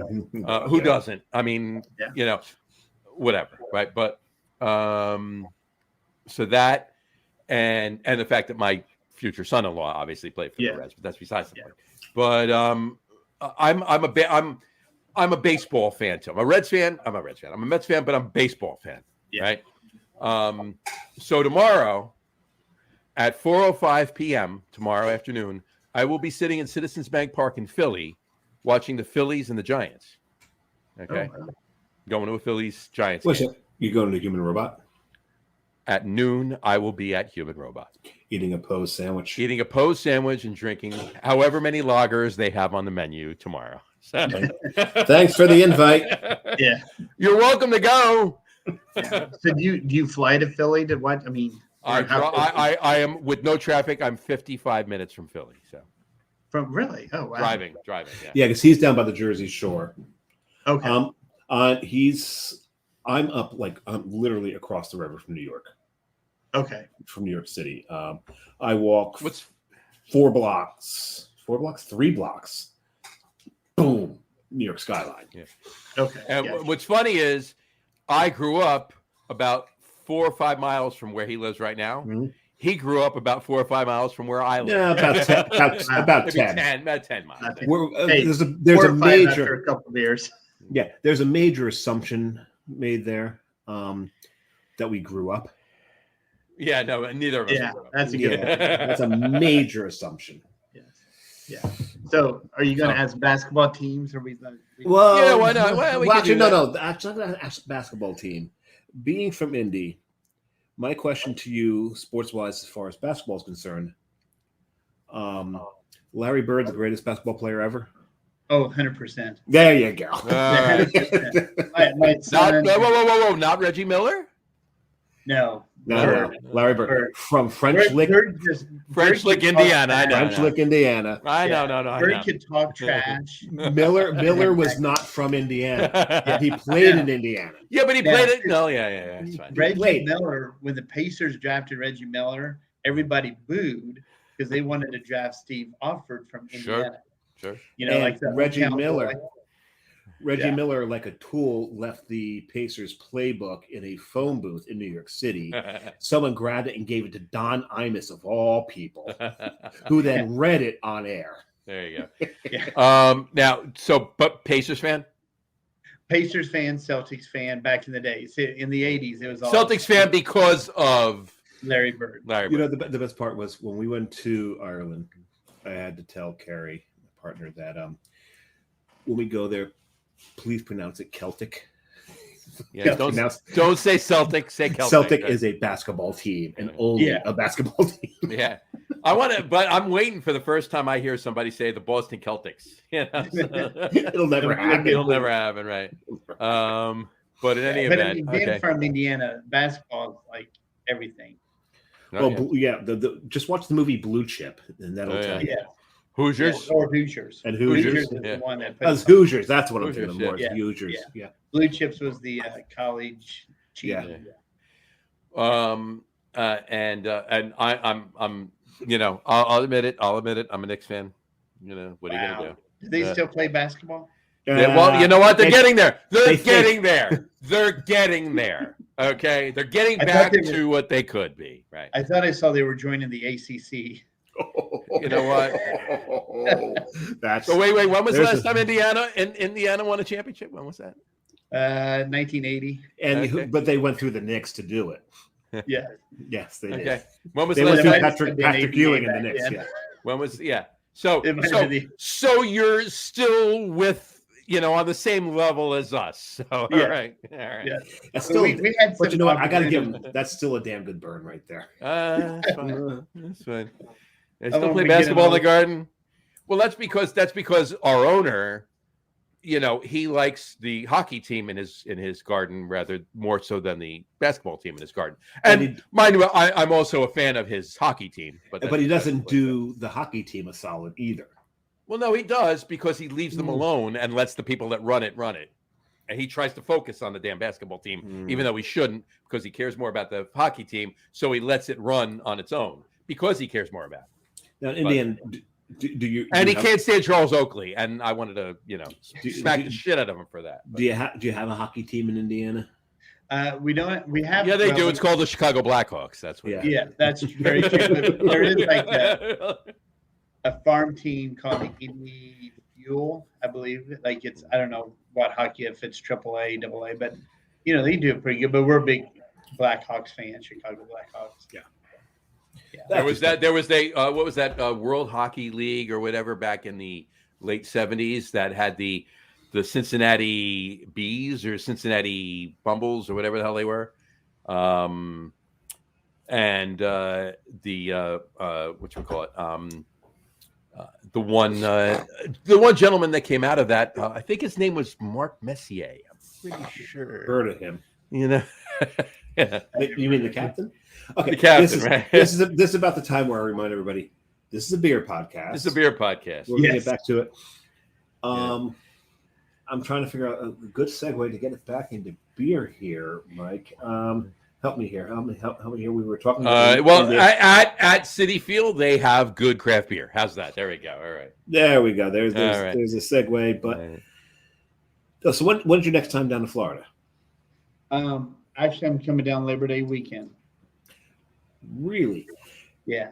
I've got to try to figure out a time to get back down there myself. Maybe I'll have to figure out a way to get down where we can meet up again at one of the breweries down there. That would be awesome. That would be awesome. Right. And I'm gonna bring the circle us around really quick for you.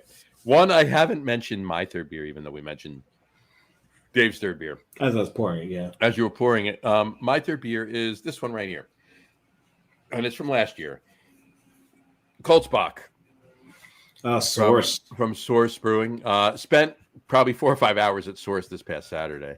And this is from last year, whatever. But I had to have this today and as my third beer because obviously it's almost beer season. And Bach, a Bach style will lead me into September, October, right? There you go. Well, yeah, because then you're talking about Tom Brady, the GOAT. Yeah. Bach, goat. Took you, but hold on. Do I need to show one of these? No. You know what that is. I need to show one of these. But you know what that is. I know what that is. Okay. Why don't you tell Mike?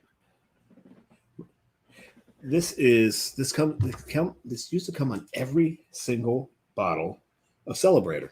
Every single bottle. Oh, wow. Ianger's That's Apple celebration. Celebrator. Celebrator. Ianger, right? Ianger. Yeah, Ianger.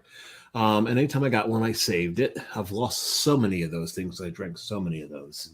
It's it's almost akin to you save those like you save the tops of a Blanton's bottle. Yes. Yeah. Oh, do I need to go get mine? No. We know you have a bunch. It's fine.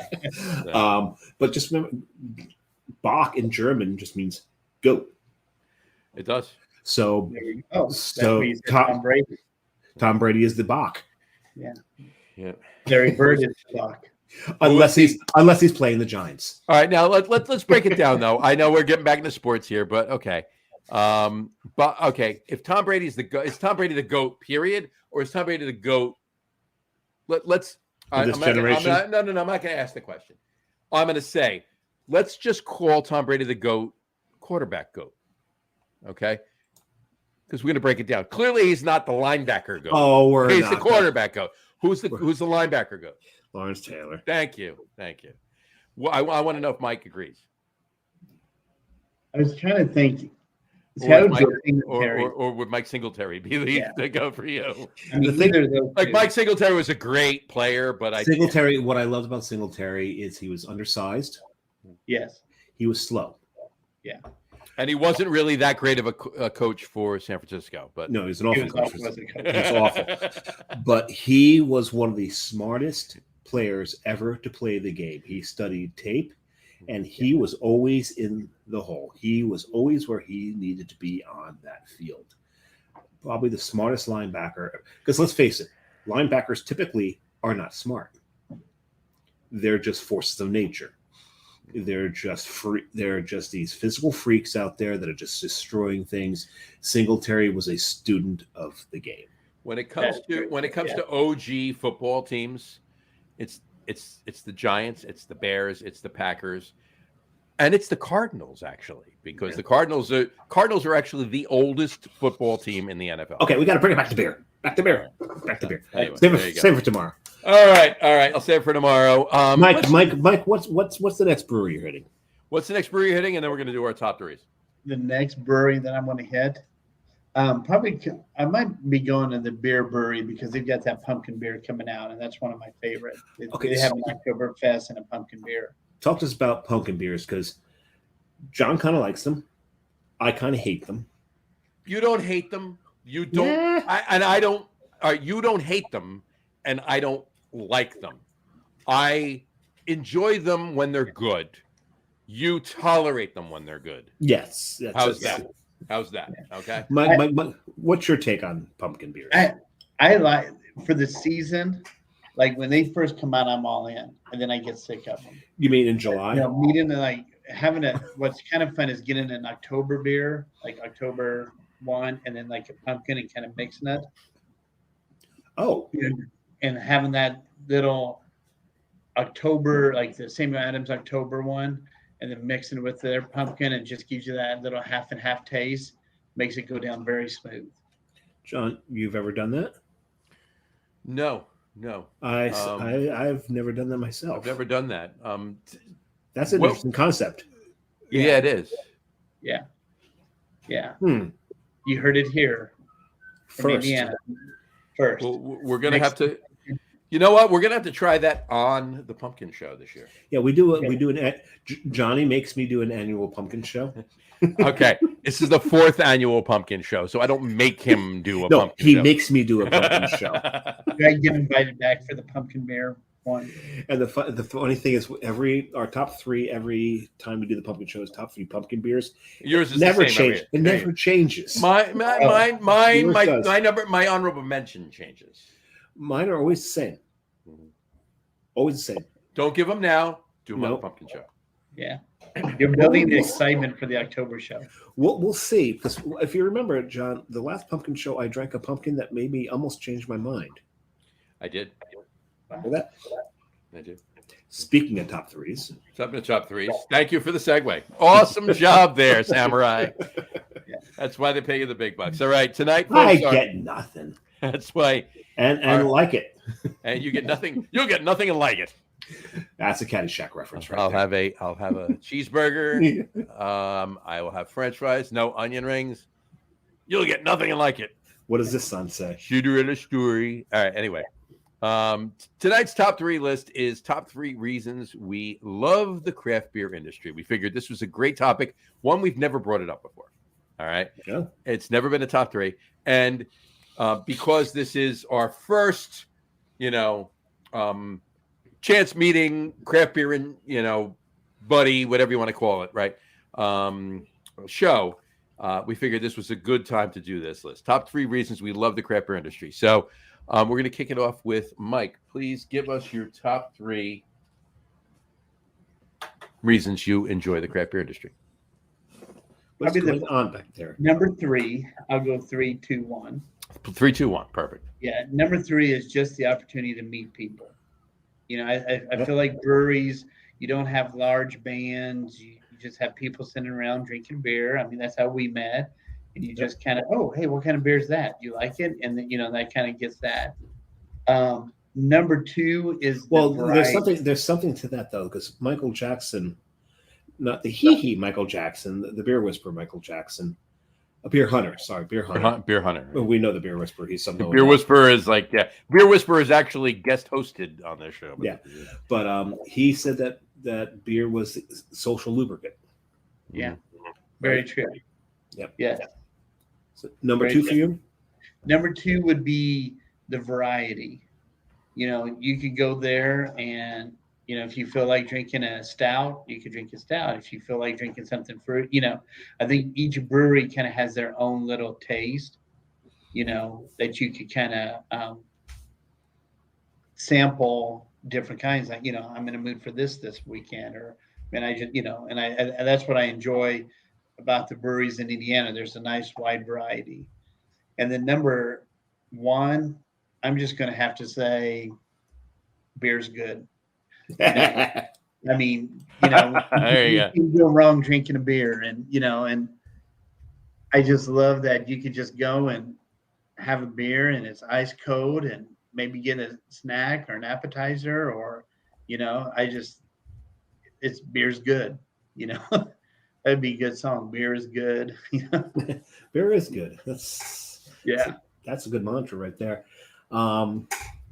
I agree with everything you said there. I'm going to go kind of a little to the, I don't know, to the right or to the left here. My top favorite things about the craft beer industry itself, and I'm probably going to steal a lot of John's here. Don't steal my main one. I don't even know what your main one is, but I'm probably going to anyway. I'm sure. What else is new? That's all I have to say. Yes. Number 1. You're going 1, 2, 3? No, I'm not going 1, 2, 3. I'm going 1, 1, 1. Fair enough. These are all very, very important to me in the craft beer industry. Is the charity work that is done. Mike, hold your Stein up again. What? Hold your Stein up again. Oh, right. Stein. Mike's talking about a brewery here that their proceeds go towards, ASPCA and stuff like that, right? Towards animal, helping animals and all that. And anytime you go to a brewery, there's always an event. Even New Jersey, where events are limited, there's always an event that is raising money for something. And so many of the breweries, and this is what I love, have things to do with their local ASPCAs or local shelters or anything like that. And it's just, I love the civic mindedness of the breweries. Just absolutely adore that. Another one is the fact that the brewery community they're so cohesive. They all work together. There's stealing a word from John. No, you're not saying it. I'm not going to say. I'll let Johnny say it. I'm probably stealing one of his words here. But you don't see. It's rare to see breweries at odds with each other. Yes, every now and then you get those breweries that are and I'll call one out right now. In Vermont, what's the name of the brewery that does number 6 Magic Hat? Yeah, they're gone anyway. So yeah, I call the Magic Ass Hat because they went after a brewery in Kentucky for their logo looking somewhat like their logo for Magic Hat number 6. And they called a cease and desist on it, and it's like, it's a number with a star next to it. Stop. It's rare, but it's rare to see that in the craft beer industry. More often than not, especially within their own state, they're helping each other. They're lifting each other up. There's so many times where you see a new brewery open up in a state where there's a picture of all the other brewery owners or head brewers there helping them mash in their first beer. For sure. And I absolutely adore that. But the other one is exactly what you said, Mike. It's the ability to go to a brewery, and it's the inclusiveness of these breweries. It doesn't matter what walk of life you're from. It doesn't matter your sexual leaning, doesn't matter your color, your religion, your political leaning. I've had so many conversations at breweries with people who are diametrically opposed to me religiously, politically, but there's no animosity. Yeah. Right. There's an inclusivity in a brewery that you don't find in so many other places. This country is so divided, so divisive. There's this line right down the middle sometimes that's really disturbing to me and hurtful. That's gone at a brewery usually. Yeah. And that is so. So John, I'm gonna rephrase it. It's 2-2 and 1. Yeah. 2-2 and 1. Because that's my favorite thing about the craft beer industry. You go to a brewery and everything's left aside. For sure. It's just that connection between drinking great beer and being human. Yeah. Fair enough. And that's funny you say that. Like, I went to Ball State, and like the number of times when you'd go to a bar, somebody's going to fight. I don't think I've ever seen at a brewery where somebody's in somebody's face, ready to, or frustrated, or hey, you stepped in front of me. No, it's like you said. That's such a good point. Like, you leave everything at the door, and you can have a difference of opinion, and pretty soon you're going, what kind of beer were you drinking? Oh, I'll buy you one, or Yeah. And that's such a good point. Yeah, Yeah, absolutely. And that's my favorite thing about it. There you go. Yeah. All right. My number 3, I always roll a little faster, get through mine because I'm although a couple of shows ago I went first. That was a first. That was the first. I went first. Well, you went first. First. So what should we call it? My number 3 is caring about the local area.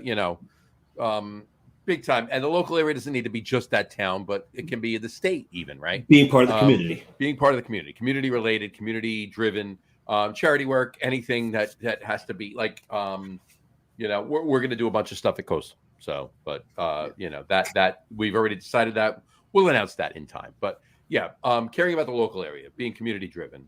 That's my number 3.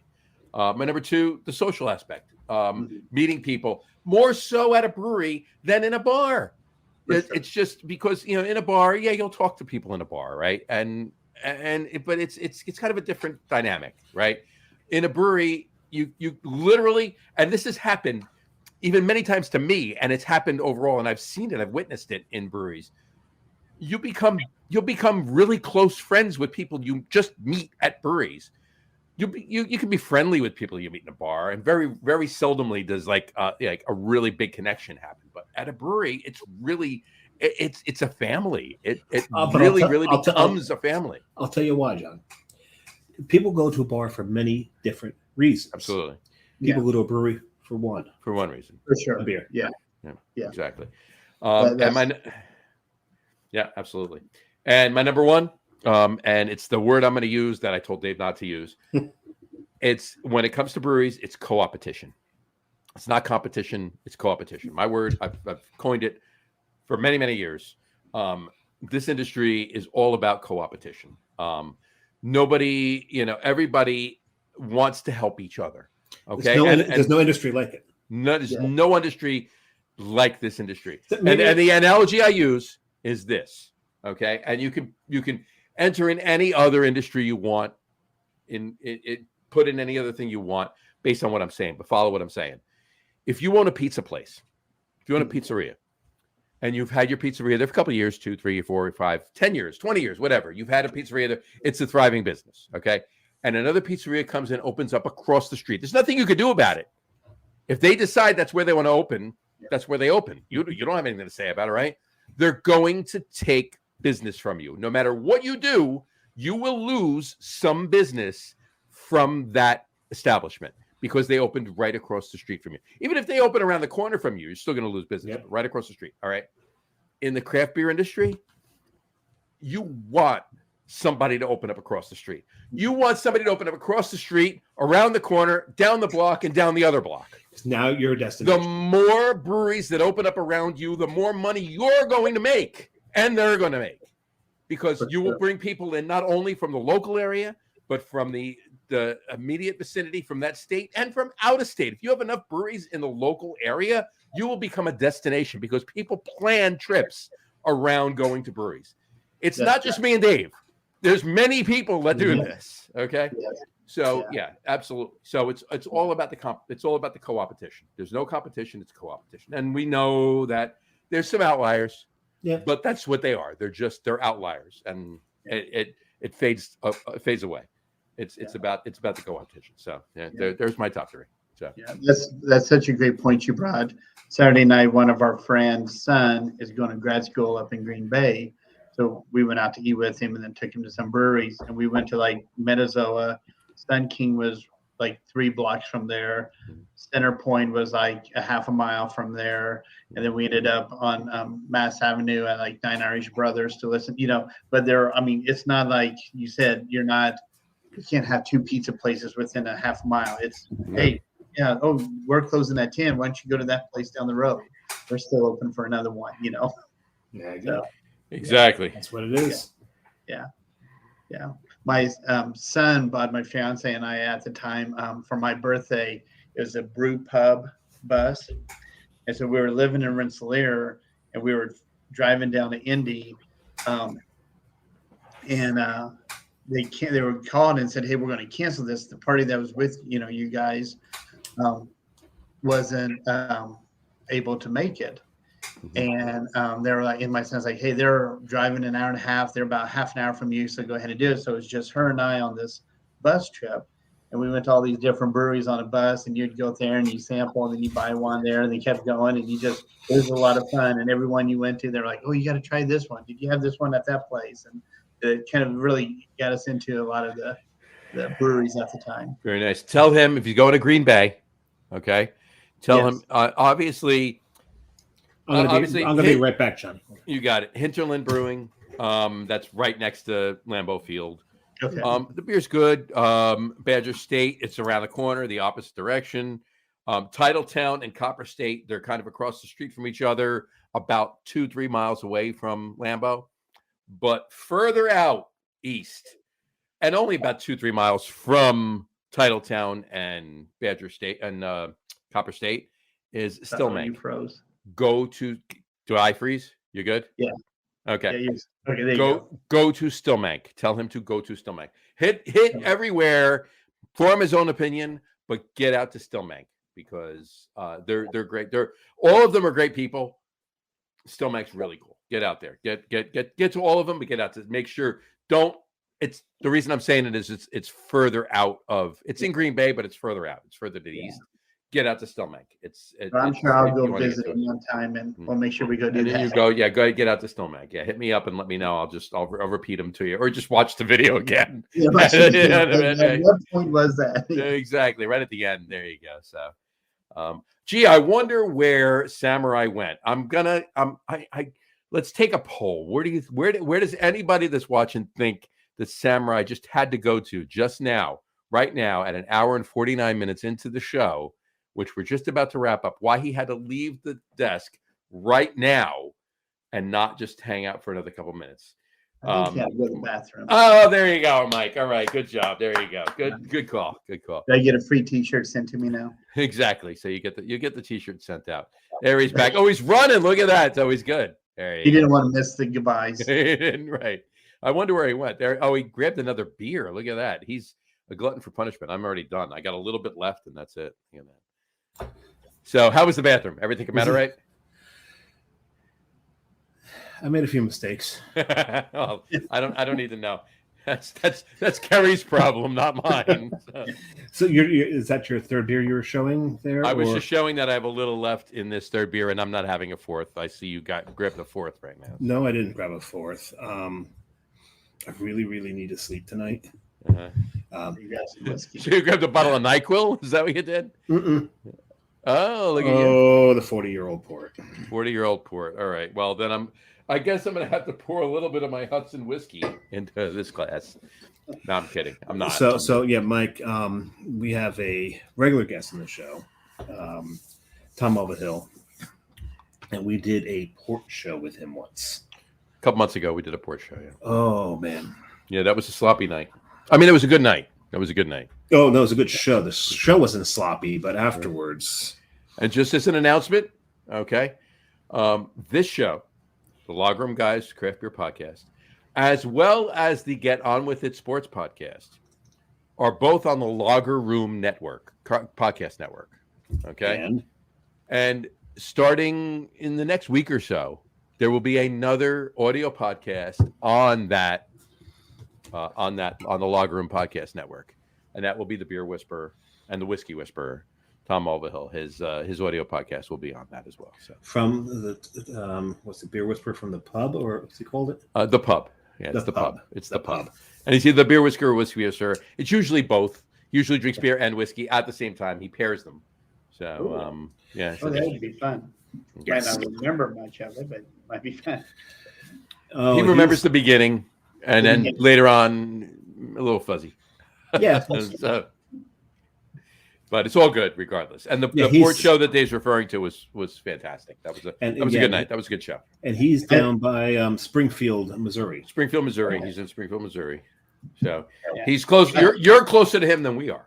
That's very true. I still think you guys need to fly to Indiana, and we'll do a beer tour. You know, we could go live and, just do little segments in each one. We could do that. We could do that. Yeah. And actually, knowing Johnny and I, we wouldn't fly. We would turn it into a road trip. Oh, no, we would drive. We would drive. We would get a few things on the way out and back. So that'd be a straight road trip.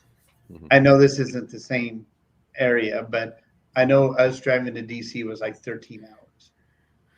To get out to you, it's about 13 hours to get. Well, maybe a little less. Probably 11 to get out to you. About 11 to get out to you. We'd stop at Pittsburgh first. Yeah. Okay. Yeah, we'd hit Pittsburgh on the way out. Probably hit Columbus. Yeah. Columbus. And then get out to you. So what I should do is fly out to you guys, drive in back, or you can meet us in Pittsburgh, and then we'll get you back. Either well, no, because there's places to stop on the way to Pittsburgh. There is a brewery that I've been meaning to go to that is between here and Pittsburgh. And I'll be damned if I can remember the name of it. Between here and Pittsburgh, there's a lot of breweries. So I mean, there is, but there's Weyerbacher. Yeah, no, that and we've discussed between here and Pittsburgh. We have discussed that that's very possible. You know what's funny? It's funny. Dave and I have known each other for many, many, many years.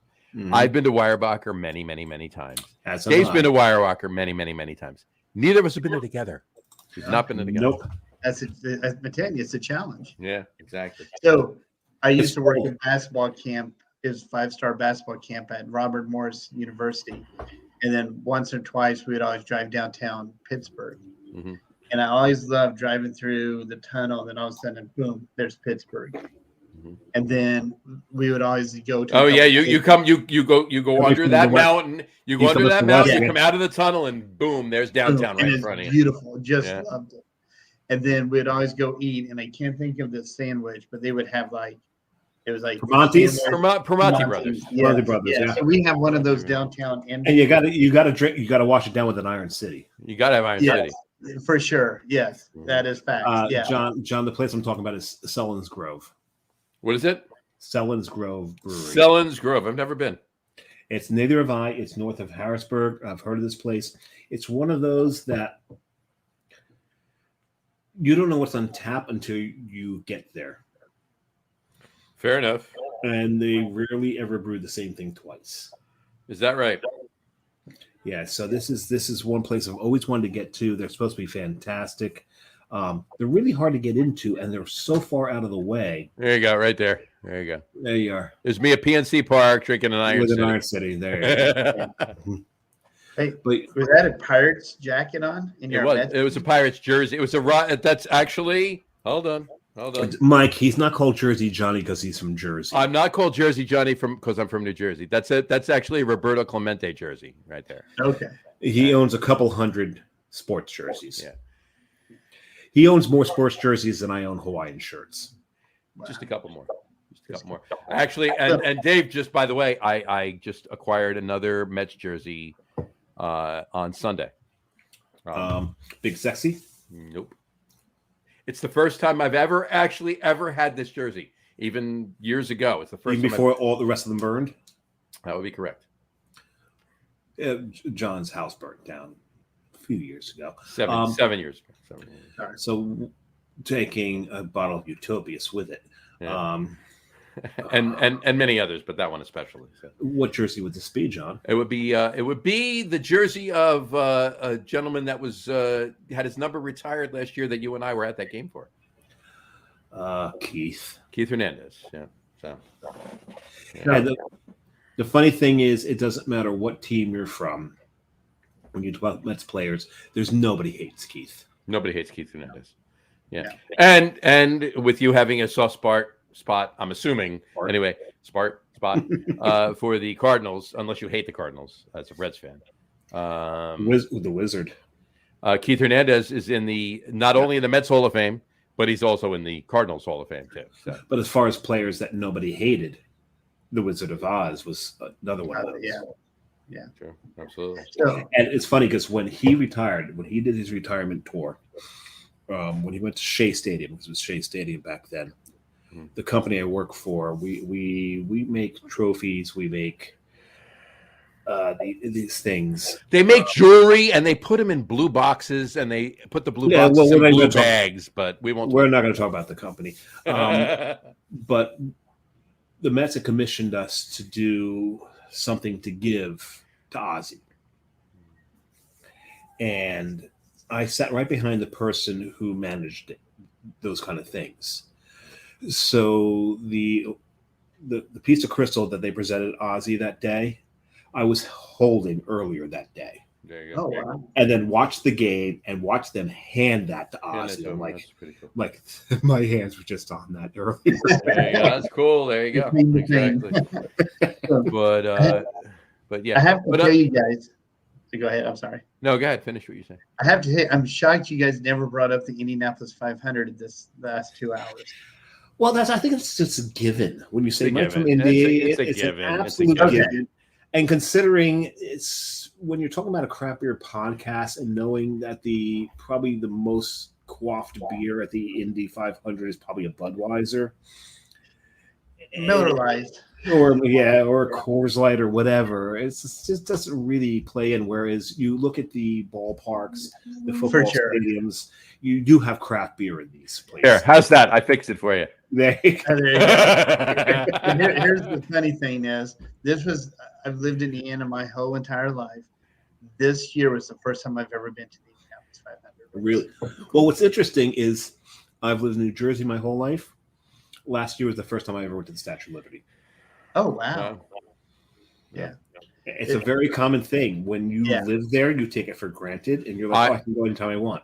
Yeah, we go to Governor's Island in New York all the time. Like at least once a year, we go over to Governor's Island. You see it all the time. We take the bikes over. We go down the west side of New York. We go over on the ferry, bike around Governor's Island, come back up the east side, and bar hop across the village. Right, but I have a few friends in New York City that have lived in New York City for many, many years that have never been to Governor's Island.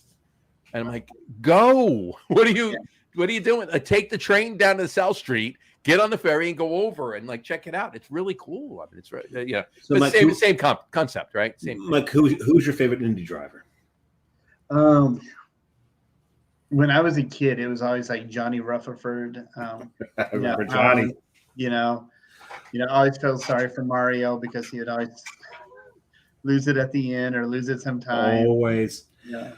My favorite, and it's funny because nowadays, if he were a driver today and what I look for in a driver and all that, I would probably hate it. But as a kid, I loved Super Tex. AJ Foyt was a driver. My God. But AJ Foyt, Al Unser Jr., any of those guys. Yeah. I mean, they were Bobby just Ray Hall. Right. Yeah. Tom Steve. Yeah. Steve. I always laugh like thinking of AJ Foyt trying to get in that Indianapolis. Rick Mears.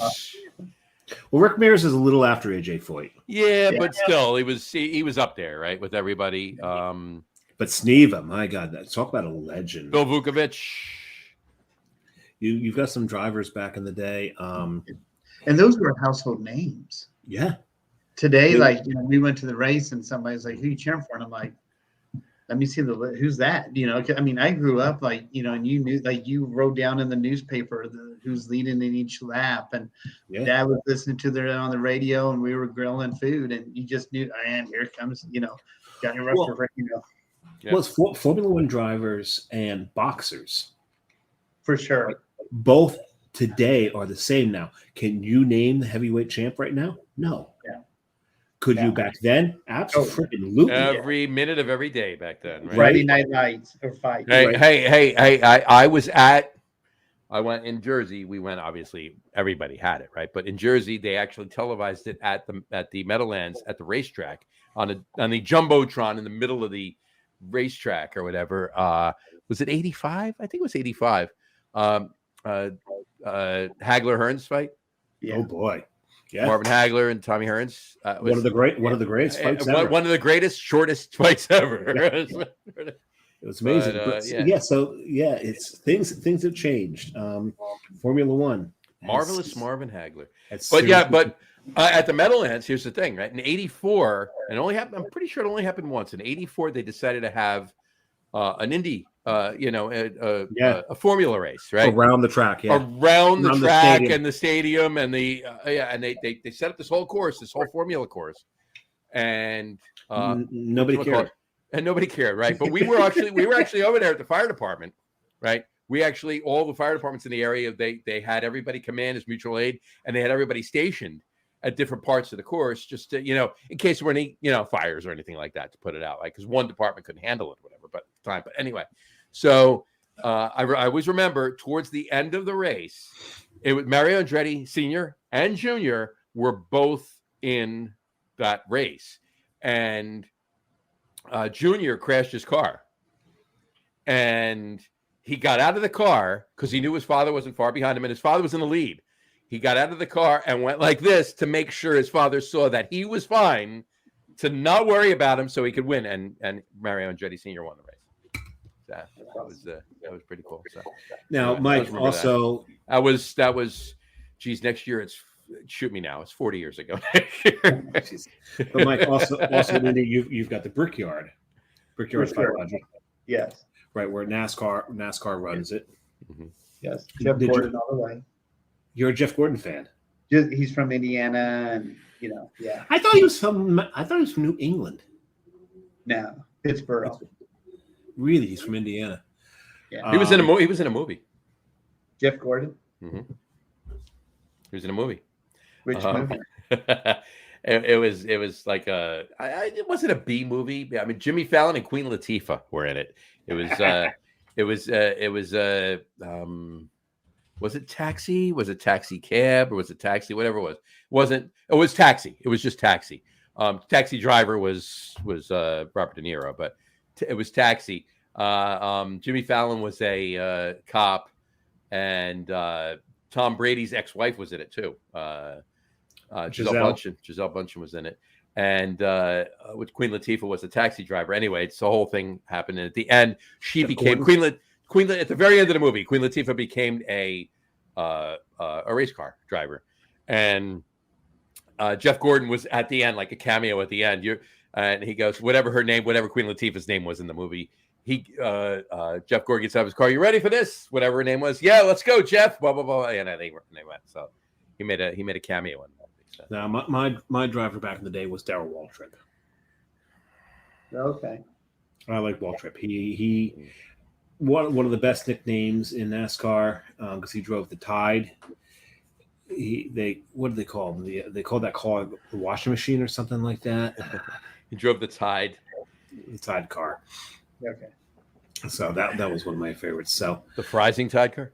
No, not the Freising Tide. So the Freising Tide is a Coastal Brewers beer. It is a wheat beer.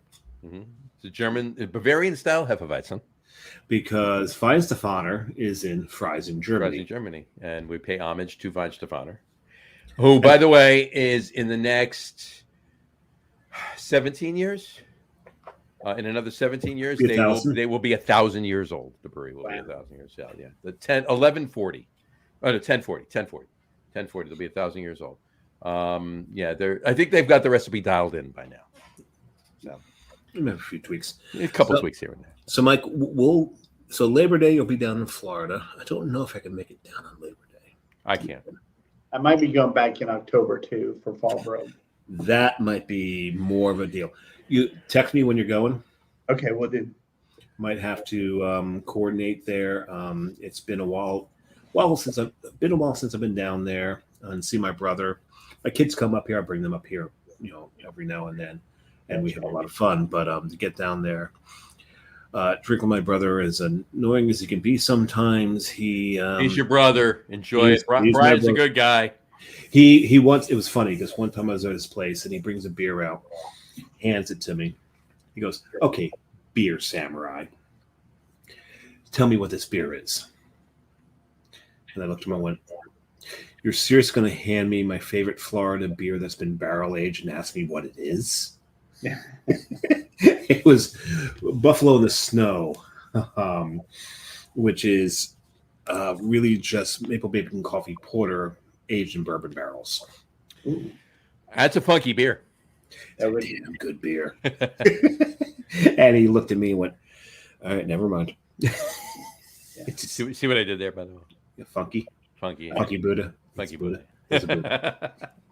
Mike, great seeing you again. Absolutely. And so tell people real quickly how this happened is I went into my Facebook messages and Mike had messaged me about a year ago.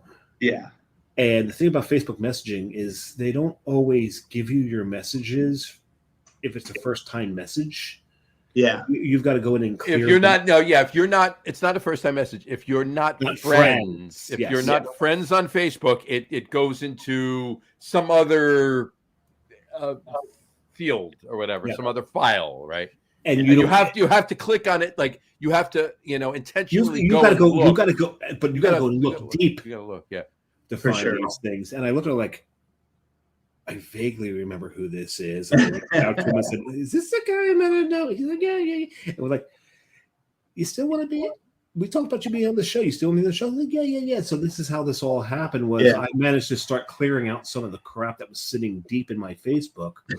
So, but I still don't think we friended each other on Facebook. We got to take care of that. We got to do that for sure. I'll take care of that right now. We're actually on, and I think you can do it. You have the technology, so we have the money. We have the technology. Yeah, we can rebuild him. We can make him faster. We can make him stronger. Oh, wait there. I just did. So now it's up to Mike to accept my friend request. I wouldn't do it, Mike. Mike, don't do it. It's a scam. By the way, I will preface it by saying you are going to see a lot of these during the fall. And if you're on the audio podcast, if you don't know already, it's a poop emoji. And if you want to be, Mike, if you want to be part of the John Fladung over under for Giants sports rants, let me know. I can put you in it. All right. But that was great having you on the show. Great seeing you again. And seriously, I think the one thing I really took away from this podcast is really the work that you and your kids do. Well, thank you. Yeah. That's more so than beer or anything else. Absolutely. Yeah. I agree with that. Beer's beer. Love beer. Beer's king, but it's why we do the show. However, but being human beings, that's something special. And being Thank good you. human beings, that's Yeah. Really thank you to you and your family as to what you all do. Appreciate that. Thank you. That means a lot. That's Yeah. great. Yeah. You got it. All right. Thank you. Thank you for coming on the show. On that note, On that note, we here will we go. wrap. This is the outro. Now this is changed. Changed a little bit. Wait a second. You said we had 8 new platforms. Yeah, but I haven't said them all. But they're okay. They're on the website. Oh, They so can it check them all hasn't out. drastically It changed. hasn't drastically changed. Oh, okay. So all right. So this is still this, and the thing is, he will be looking off a little to stage left here, which is his right. He doesn't need that. He's done this remotely without having the cheat. So this is actually when it's impressive. there, it's good. It's fine. Because he can do it without breathing. Right. Well, it's like circulation, right? It's in the nose, out the mouth while I talk, right? Anyway, on that note, we will wrap the show up for today. Well, thank everybody for watching, and for those of you just listening to the audio podcast, thank you for listening. Don't forget to visit our website, www.logroom.com. I know. www.logroom.com. That's LAGERROOM.com. And please remember, like us and follow us on all of our social media, Facebook, Twitter, Instagram, and of course, our YouTube channel. All of them are at The Log Room. Remember, we go live with the video podcast on both Facebook and YouTube every Tuesday night around 6:30 p.m. Eastern Time. And for those of you who just want to listen to the audio podcast, you can do so on our brand new host, Spreaker, as well as all the other podcast hosts and pretty much everywhere you can get it. Spell you can find it. Spreaker is speaker with an R. So SPREAKER. All of this is on the website, so you can check this out as well. So, but of course, all of the other podcast hosts pretty much they're pretty much isn't a podcast host you can't find our podcast on, right? Apple Podcasts, Spotify, TuneIn, Stitcher, only for a little while longer on Stitcher, but Google Podcasts, Amazon Music Podcasts. Yeah, Stitcher's got like 1 week left. Yeah, another week left, but Google Podcasts, Amazon Music Podcast, iHeartRadio, and some brand new platforms: Castbox, Deezer, Podcast Addict, Podchaser. There's a bunch more. Check out our website. Deezer, I like that name. Deezer, yeah. Check out pretty much anywhere you can find podcasts, audio podcasts. We're there. We're there. We're there. So we're like a virus. Yeah, we're there. We're there. And if you haven't done so already, please subscribe to one or more of those feeds, and you will never miss a show. Again, thanks for following along with us. Have a great rest of your week. Have a wonderful weekend. Mike, thank you so much for coming on the show. It was an awesome show.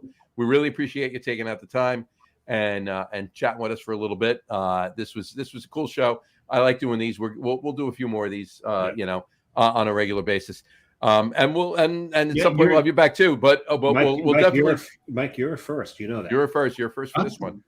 But yeah, we'll put something together. We'll put something either David and I will come out to Indy, or we'll meet in Pittsburgh and work our way back. We'll do something. We'll do it. Sounds awesome. Absolutely. But again, thanks for following with us. Have a great rest of your week. Have a wonderful weekend. Drink a lot of beer, but drink responsibly. And we'll talk to you next week, folks. Good show next week. Don't forget to watch. Take care. Talk to you soon. Cheers. Thanks, guys. They found him face down in his waffles, maple syrup dripping from his fake rug. Who did he see when he heard who was there? Now it seems that he shit out of luck. This little penny went to market. This little piggy stayed home. This little piggy's eating corned beef in the back of a Ford Pinto. You better run, you better go, 'cause you're messing with the big toe. You better run, you better go, 'cause you're messing with the big toe, big toe, big toe, big toe.